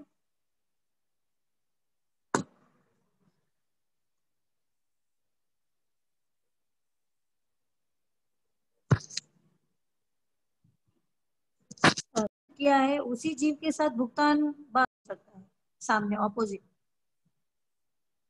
जिसके साथ हिसाब है वही आएगा, वही हिसाब वही आएगा ना। तो फिर जैसे आप मोक्ष में जाने की तैयारी कर रहे हैं, मैं आपके साथ सानिध्य में रहने की बीज डाल रही हूँ, आप भाव कर रहे हैं मुझे मोक्ष में जाना है, और आपका जैसे फॉर एग्जांपल मैं ये बोलती हूँ, महावीर स्वामी का अंतिम भव था, और उनको देख करके हम उनके साथ ऐसा भाव करते हैं कि हम इनके साथ में रहे, इनके शिष्य बने, कुछ भी XYZ। तो कैसे भुगतान, कैसे वही जीव के साथ कैसे आएगा? उनका तो नहीं है, मेरा तो है ना भाव। वन वे होती है, वितराग पुरुषों नहीं के तो साथ भाव करेंगे तो वो वन वे होगा, वन वे। ठीक है, तो उसका रिजल्ट मुझे कैसे आएगा? वन वे आएगा। जैसे अब मैं तो भाव कर रही हूँ, तो उसका तो फल कुदरत देगी ना। कुदरत देंगे, कुदरत देगी, मगर जो आपका भाव है तो भाव के मुताबिक आपको वन वे रिजल्ट आएगा, उसका मतलब आपका टू वे नहीं आएगा, टू वे आपका रिजल्ट नहीं आएगा। आपने जो भाव किया है तो वो आपको वन वे रिजल्ट आएगा, और फिर आपको कोई ज्ञानी मिलेगा, कोई अनुभवी मिलेगा, तो फिर उनके ऊपर वो भाव आपके ट्रांसफर हो जाएंगे, क्योंकि वो अस्तित्व नहीं है इनका, जिसके ऊपर साथ कनेक्शन था वो उसका अस्तित्व नहीं है, वो मोक्ष में चले गए, तो वो आपका भाव वन वे पेंडिंग रहेगा। क्या रहेगा? और फिर जब दूसरा ज्ञानी मिलेगा आपको पुण्य से, तो वो आपका भाव ट्रांसफर उसके ऊपर हो जाएगा। क्यों हो जाएगा? क्योंकि आपका भाव तो क्या था, वैसे अनुभवी ज्ञानी पुरुष चाहिए, क्योंकि व्यक्ति का फॉर्म तो चेंज हो जाता है हर बर्थ में। आप एक व्यक्ति के लिए भाव करोगे, वही व्यक्ति दूसरे भाव में नहीं मिलेगी, उस फॉर्म में तो नहीं मिलेगी। आत्मा तो वही होगी ना, आत्मा तो अंदर जीव तो वही होगा, मगर बॉडी वही नहीं होगी ना। हाँ बॉडी वही नहीं होगी, मैं तो जीव की बात कर रही हूँ। आप अभी जैसे, तो इसीलिए मैंने कहा कि जो व्यक्ति मोक्ष में चले जाते हैं, तो इसीलिए उसका भाव टू वे नहीं कर सकते, वन वे कर सकते हैं। राग भी करेंगे तो भी वन वे रहेगा, द्वेष करेंगे तो भी वन वे रहेगा, और उसका रिजल्ट मतलब कोई दूसरा ज्ञानी पुरुष मिलेगा। हाँ ये तो कैसा हिसाब है उनकी बात करता हूँ। अगर आपने द्वेष कर दिया उनके प्रति, तो कर्मों की भुगतान आपकी हो जाएगी, उसमें व्यक्ति की जरूरत नहीं है, खुद देंगे आपको। अच्छा, तो वही जीव दे ऐसा लास्ट भाव वाले के साथ 1 वे होगा, बाकी सब 2 वे चलता है। बाकी सब 2 वे, बाकी सब 2 वे, बाकी सब 2 वे एक्चुअली तो लास्ट जिसका लास्ट भाव होता है ना उसमें आपका भाव जो है रिफ्लेक्ट हो जाता है, बैक हो जाता है, एको हो जाता है। नहीं समझी, नहीं समझ। एको यानी प्रतिध्वनि। वो तो हो गया, वो वापिस मेरे पास कैसे आ जाता है? मतलब 2 वे नहीं हुआ। 2 वे कब होता है? 2 वे कब होता है? जब आप इसको भाव करोगे वो रिसीव करने वाला है तो 2 वे हो गया। नहीं, जैसे अभी हम आज मेरा ऐसा भाव है कि आपका सानिध्य मिले। दोनों अज्ञानी एक दूसरे के प्रति भाव करते हैं तो यहाँ सप्लाई करने वाला रिसीव करने वाला दोनों है। ठीक है, तो वो 2 वे हो गया भाव। क्या हो गया? अच्छा, एक देने वाला एक लेने वाला, क्योंकि यहाँ मैंने भाव किया तो रिसीव करने वाला भी वो है। अच्छा, तो 2 वे हो गया।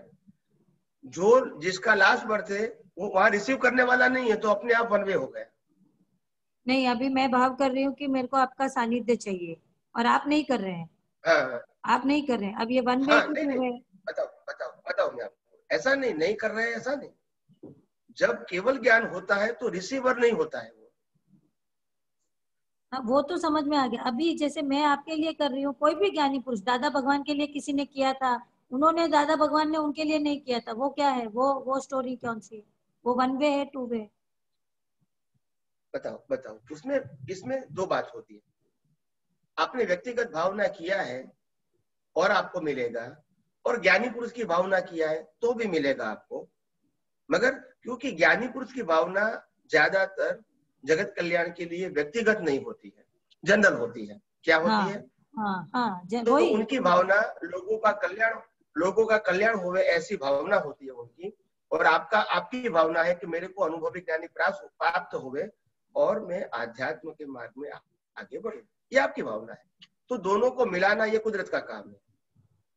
मगर दोनों की भावना है तो वो आपकी भी भावना व्यक्तिगत हो भी सकती है, नहीं भी हो सकती है, मगर दोनों को आप कुदरत ने मिलाया। दोनों की भावना एक ही प्रकार की थी, यहाँ कल्याण करना, यहाँ कल्याण करवाना। समझ में आया? तो ऐसे भी हो सकता है, इंडिविजुअल भी हो सकता है और ऐसे जनरल भी हो सकता है। जनरल भी हो सकता है। ठीक है समझ। और इस भाव से रिलेटेड भाव डिस्चार्ज कहलाते हैं। जो भी मेरे इस भाव से रिलेटेड भाव है वो सारे डिस्चार्ज भाव है। तो मुझे जगत कल्याण करना है, यह भाव रिचार्ज तो भी हो सकता है ना? रिचार्ज भी हो सकता है ना स्वामी जी? और डिस्चार्ज, कोई भी भाव रिचार्ज भी हो सकता है। नहीं तो डिस्चार्ज भी हो सकता है। रिचार्ज तो कैसे पता? कोई भी भाव चार्ज डिस्चार्ज चार्ज हो सकता है। कोई भी भाव। आज मैं चोरी करता हूँ तो मैं रिचार्ज नहीं कर सकता हूँ? नहीं, वो तो मैं कर सकता हूँ, पर ये चोरी करता हूँ ये भाव आता है, डिस्चार्ज है। और रिचार्ज वाला कौन सा है? आप बोलते हो कि ये लाइफ से रिलेटेड सारा डिस्चार्ज बोल रहे हो, तो ये लाइफ से रिलेटेड है मेरा ये प्रश्न। हाँ, ये लाइफ से रिलेटेड आपका भाव है, वो डिस्चार्ज है, वो बराबर है। मगर चार्ज वाला उसमें जुड़ सकता है तो वो लाइव हो गया ना। भाव डिस्चार्ज है मगर चार्ज हो सकता है ना। मेरा कहने का मतलब ये है।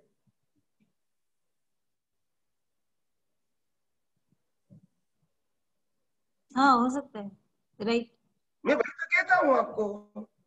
भाई आज हमने जन्म लिया, ठीक है, और जन्म लेते लेते हम कर्मों की भुगतान करते हैं, मगर उसके साथ पहले हम 2 व्यक्तियों के साथ रागदेव करेंगे तो कर्म चार्ज होगा कि नहीं होगा? होगा। तो फिर वो व्यक्ति मिलेगी कि नहीं मिलेगी? ठीक है, समझ गए। अभी अब अगर इसमें अपन अलग रहते हैं तो क्या होगा स्वामी जी? तो चार्ज नहीं होगा, ओनली डिस्चार्ज होगा। तो फिर जगत कल्याण के जन्म में कैसे करेंगे? नहीं, आपने मेरे को जो प्रिंसिपल की बात कहा वो मैंने बताया। करना है तो चार्ज करना है तो कर सकते हैं ना आप। तो ये आपने प्रश्न किया, उसका मैंने उत्तर किया। समझ गई। आपको चार्ज करना न करना वो आपकी चॉइस है। हाँ, मेरी चॉइस है। आप कहते हैं कि मैं अभी झूठ बोलती हूँ मगर मेरे को झूठ बोलने का भाव नहीं करना है तो नहीं कर सकते। आपके कहते मेरे को झूठ बोलना ही चाहिए तो कर भी सकते हैं। वो आपके ऊपर डिपेंड है ना। नहीं, ठीक है, राइट, सही से समझ में आ गया। तो चार्ज वाले पोर्शन में आप ओपन है, डिस्चार्ज वाले पोर्शन में आप ओपन नहीं है। नहीं है, हाँ वो तो है, वो तो सही बात। अभी 5 आज्ञा में और कुदरती रचना में क्या अंतर है? आप ऐसा बोलते हो कि 5 कुदरती रचना समझ में नहीं आवे तो 5 मतलब साइंस समझ में नहीं आवे तो 5 आज्ञा को फॉलो करने। तो मैं भी आपको ये बोल रही हूँ 5 आज्ञा रियल, रिलेटिव, संभाव से निकाल, व्यवस्थित और मोक्ष मार्ग के लिए लाइक और साइक मतलब रकम जमा करना, ये 5 आज्ञा है। तो मेरे हिसाब से रियल और रिलेटिव मैं क्या हूँ मैं आ गया, और संभाव से निकाल और व्यवस्थित दुनिया कैसे चलती है मैं आ गया। तो ये सेम ही तो बात हुई। नहीं, साइंस ही तो है 5 आज्ञा में। ये जो प्रोसेस है 5 आज्ञा की प्रोसेस, ये जो व्यक्ति को विज्ञान समझ में नहीं आता है इसको फॉलो करने की मेथड दिया, और विज्ञान समझ में आया तो फिर दो ही चुट होता है, मैं कौन हूँ और कौन चलाता कौन करता है, बस। मैं फर्क नहीं समझ पाई स्वामी जी। मुझे ऐसा लग रहा है कि विज्ञान और 5 आज्ञा एक ही बात है, मुझे ऐसा लग रहा है। इसमें आपको रिलेटिव, रियल, फिर व्यवस्थित, फिर संभाव, ये सब कुछ जरूरत नहीं है विज्ञान में। नहीं, मैं क्या हूँ तो समझना पड़ेगा ना कि मैं रियल हूँ और रिलेटिव नहीं हूँ, ये आ गया मैंने उसमें। ये कहा कि मैं क्या हूँ और मन वचन काया को चलाने वाला कौन है, वो दर्शन है और ये ज्ञान है। मैं कौन हूँ वो ज्ञान है, और दुनिया कौन चलाता है वो दर्शन है। ये ज्ञान दर्शन की जरूरत है। वो ज्ञान और दर्शन दोनों सही है तो संभाव में निकाल वो ऑटो मोड है, वही व्यवस्थित है, वही कुदरती रचना है। तो ये 5 आज्ञा की बात हुई ना स्वामी, मतलब इसमें ये समा ही गया ना, ऐसा मैं कह रही हूँ, या मैं पता नहीं कुछ कंफ्यूजन हो रहा है। नहीं, कंफ्यूजन नहीं, मैंने क्या कहा, जिसको विज्ञान समझ में नहीं आता है सिद्धांत के रूप में, इनके लिए ये मेथड बताया। मेथड समझते हैं ना? हाँ बिल्कुल सही है। पद्धति कि धीरे धीरे करके आपको विज्ञान में आना ही पड़ेगा वन डे। और दादा भगवान ने खुद ने ही कहा है कि मेरे ज्ञान लिया है तो कोई बात नहीं, शांति तो रहेगी, मगर एक दिन आपको विज्ञान तो सिद्धांत के रूप में समझना ही पड़ेगा। ये तो आपको प्रोसेस के लिए दिया है। अगर मैं डायरेक्ट आपको विज्ञान कहूँ और आप डाइजेस्ट नहीं कर सकते हैं तो आप ये भी नहीं करोगे वो भी नहीं करोगे। तो पहला स्टेप तो पकड़ो कि 5 आज्ञा का पालन करो, सत्साधन का पालन करो, और धीरे धीरे विज्ञान समझने का कोशिश करो। फिर एक बार विज्ञान समझ में आ गया तो फिर सत्साधन और आज्ञा वो आपके लिए उदय कर्म हो गया, फिर पुरुषार्थ की जरूरत नहीं है। तो ऐसा ये मेरा कहने का मतलब। ठीक है, मैं क्या समझू एक बार बताती हूँ स्वामी जी। तो मेरे को ऐसा लग रहा है स्वामी जी, दादा भगवान ऐसा बोलना चाह रहे थे कि 5 आज्ञा में से एक एक आज्ञा करके आप आगे बढ़ो, प्रोसेस के हिसाब से आगे चलो। और आप ये कहना चाहते हो कुदरती रचना साइंटिफिक तरीके से समझोगे तो ये 5 आज्ञा एक साथ फॉलो होगी, ऐसा कुछ? हाँ, मतलब फिर आज्ञा जैसा है नहीं, फिर तो ज्ञान दर्शन हो गया। हाँ मतलब आज्ञा शब्द मेथड गया। होती है। जब मैंने ज्ञान दर्शन शब्द का प्रयोग किया तो वो आज्ञा नहीं है, वो दृष्टि की बात है। हाँ अच्छा। और 5 आज्ञा का मतलब मेरे को फॉलो करना है। So it is a method को फॉलो करना होता है। सत्साधन वो मेथड है, इसको फॉलो करना होता है। दृष्टि को फॉलो नहीं करना होता है, दृष्टि वो विजन है। तो जब ज्ञान दर्शन समझ में नहीं आता है तो फिर आज्ञा, सत्साधन सब कुछ फॉलो करना पड़ता है पुरुषार्थ के रूप में। और फिर दृष्टि मिल गई तो बाद में ये उदय कर्म हो गया। मैं रियल को समझू, मैं रिलेटिव को समझू, तो ये साइंस नहीं है, ये दुनिया रिलेटिव है। रिलेटिव वही तो व्यवस्थित है, वही तो कुदरती रचना है। वही मैं बोल रही हूँ, वही तो कुदरती रचना है स्वामी जी, इसमें आई तो गया साइंस। फिर व्यवस्थित समझने की जरूरत नहीं है, रिलेटिव ही कुदरती रचना है। मन वचन काया की अवस्था मात्र कुदरती रचना है, बस। तो फिर व्यवस्थित की जरूरत नहीं है, ऐसा कह रहे हैं आप? और फिर संभाव निकाल की जरूरत नहीं है। अच्छा, ये नहीं समझ में आता है उनके लिए, जो ज्ञान दर्शन नहीं समझ में आया उनके लिए ये है। हाँ वो सही बात है। मेरे को थोड़ा कंफ्यूजन हो, मुझे ऐसा लगा कि 5 आज्ञा विज्ञान में मतलब इंक्लूड ही है, मुझे ऐसा लग रहा था। ठीक है, आप समझ में आ गए स्वामी? नहीं, विज्ञान की ओर आपको ले जा विज्ञान की ओर 5 आज्ञा आपको ले जा सकती है, मगर वो जागृति चाहिए आपके पास, तभी आप उस समय विज्ञान आज्ञा के हेल्प से आप विज्ञान में जा सकते हैं, मगर अगर आज्ञा को ही आपने संपूर्ण मान लिया तो एक न एक दिन आपको विज्ञान समझना पड़ेगा। सही, बिल्कुल सही बात। 7वें गुणस्थान में आपने बोला कि पूरा सनातन सत्य समझना है। लास्ट क्वेश्चन, बस 2 मिनट। 7वें गुणस्थान में सनातन सत्य कंप्लीटली समझ में आ जाता है 7वें गुणस्थान। तो मेरे समझ में मेरे को ऐसा लगता है, मतलब वो 360 डिग्री हो गया कंप्लीट। 360 डिग्री नहीं, वो 360 डिग्री कब होगा? जब अनुभव में आएगा तो। अभी अच्छा, ये 360 डिग्री अनुभव की है। हाँ, अभी हमको समझ में आ गया, अनुभव करना 100% बाकी है। अच्छा, तो ये डेवलप, ये समझना, उसको क्या बोलेंगे स्वामी जी? तो ये डिग्री पे, कौन से डिग्री पे गिनेंगे, या कुछ ऐसा उसमें फंसने की जरूरत? बताओ मैं आपको। अभी जो आपको समझ में आ गया वो 360 डिग्री का विजन है, एक्सपीरियंस नहीं। एक भी नहीं है 360 में से। क्या हुआ? एक भी नहीं है, एक्सपीरियंस नहीं है। एक भी नहीं है। नहीं, वो तो रहेगी, नहीं वो तो है ना, जितना जागृति रहेगा इतना आपको रहेगा, वही तो परिणति है। अच्छा, आपको जो लेवल का आपके पास ज्ञान दर्शन अभी है, वो लेवल का ज्ञान दर्शन आपको जितना उपयोग करोगे तो वो आप हाई लेवल पे जाओगे, फिर आप नहीं करोगे तो लो लेवल पे जाओगे, मगर आप 7-8 से नीचे नहीं जाओगे, क्योंकि अंडरस्टैंडिंग तो आपकी क्लियर है। अच्छा। एप्लीकेशन में कमी है। हाँ, आप समझे? बिल्कुल। इसीलिए अनुभूति, अभी आप क्या कर रहे हैं? अनुभूति भी कर रहे हैं और डेवलप भी हो रहे हैं, अनुभूति भी कर रहे हैं, डेवलप भी हो रहे हैं। किसको कैसे डेवलप हो रहे हैं? संपूर्ण समझने के लिए। फिर संपूर्ण समझने के बाद आपको संपूर्ण उपयोग करना है। जैसे मैं आपको स्थूल एग्जांपल दे दूं, आप 5वीं कक्षा में पढ़ते हैं तो आपको 5वीं कक्षा की किताब पढ़नी है, वही एग्जाम देना है।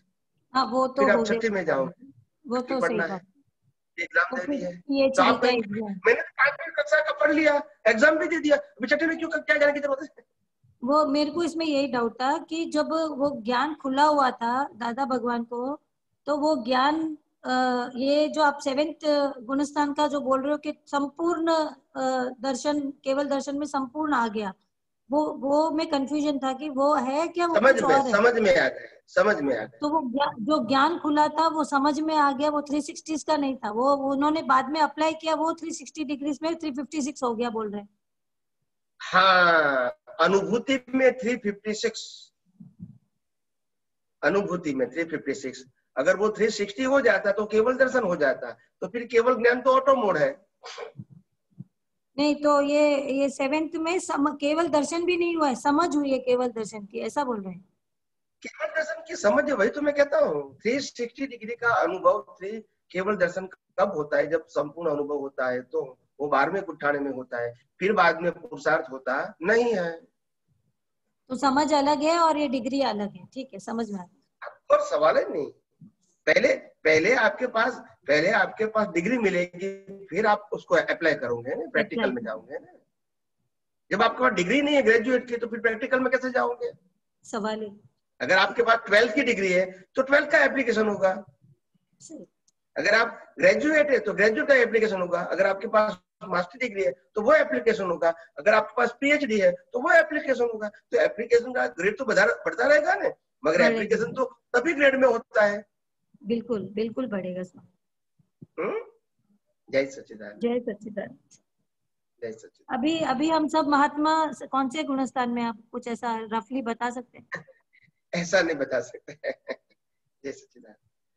हाँ, बस अभी लास्ट क्वेश्चन प्लीज।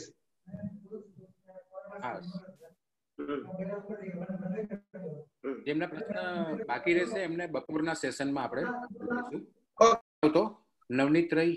પરમાત્મા, આપ દરેક જીવ માત્રમાં વિરાજમાન છો. તેમજ મારામાં પણ વિરાજેલા છો. આપનું સ્વરૂપ તેજ મારું સ્વરૂપ છે.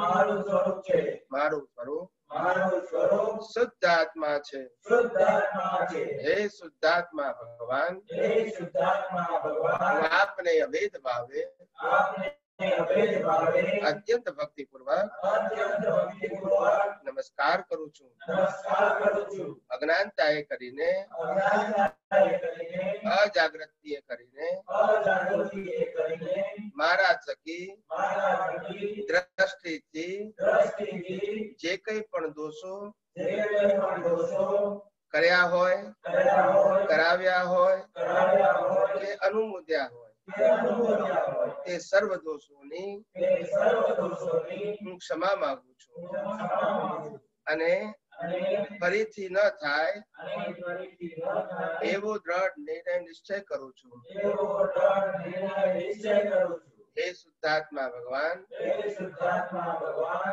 આપ એવી કૃપા કરો કે આપ એવી કૃપા કરો કે અમને ભેદભાવ છૂટી જાય અમને ભેદભાવ છૂટી જાય અને અભેદ સ્વરૂપ પ્રાપ્ત થાય. અને અભેદ સ્વરૂપ પ્રાપ્ત થાય. અમે તમારામાં અમે તમારામાં અભેદ સ્વરૂપે અભેદ સ્વરૂપે તન્મયાકાર રહીએ. તન્મયાકાર રહીએ. જય સચ્ચિદાનંદ. જય સચ્ચિદાનંદ.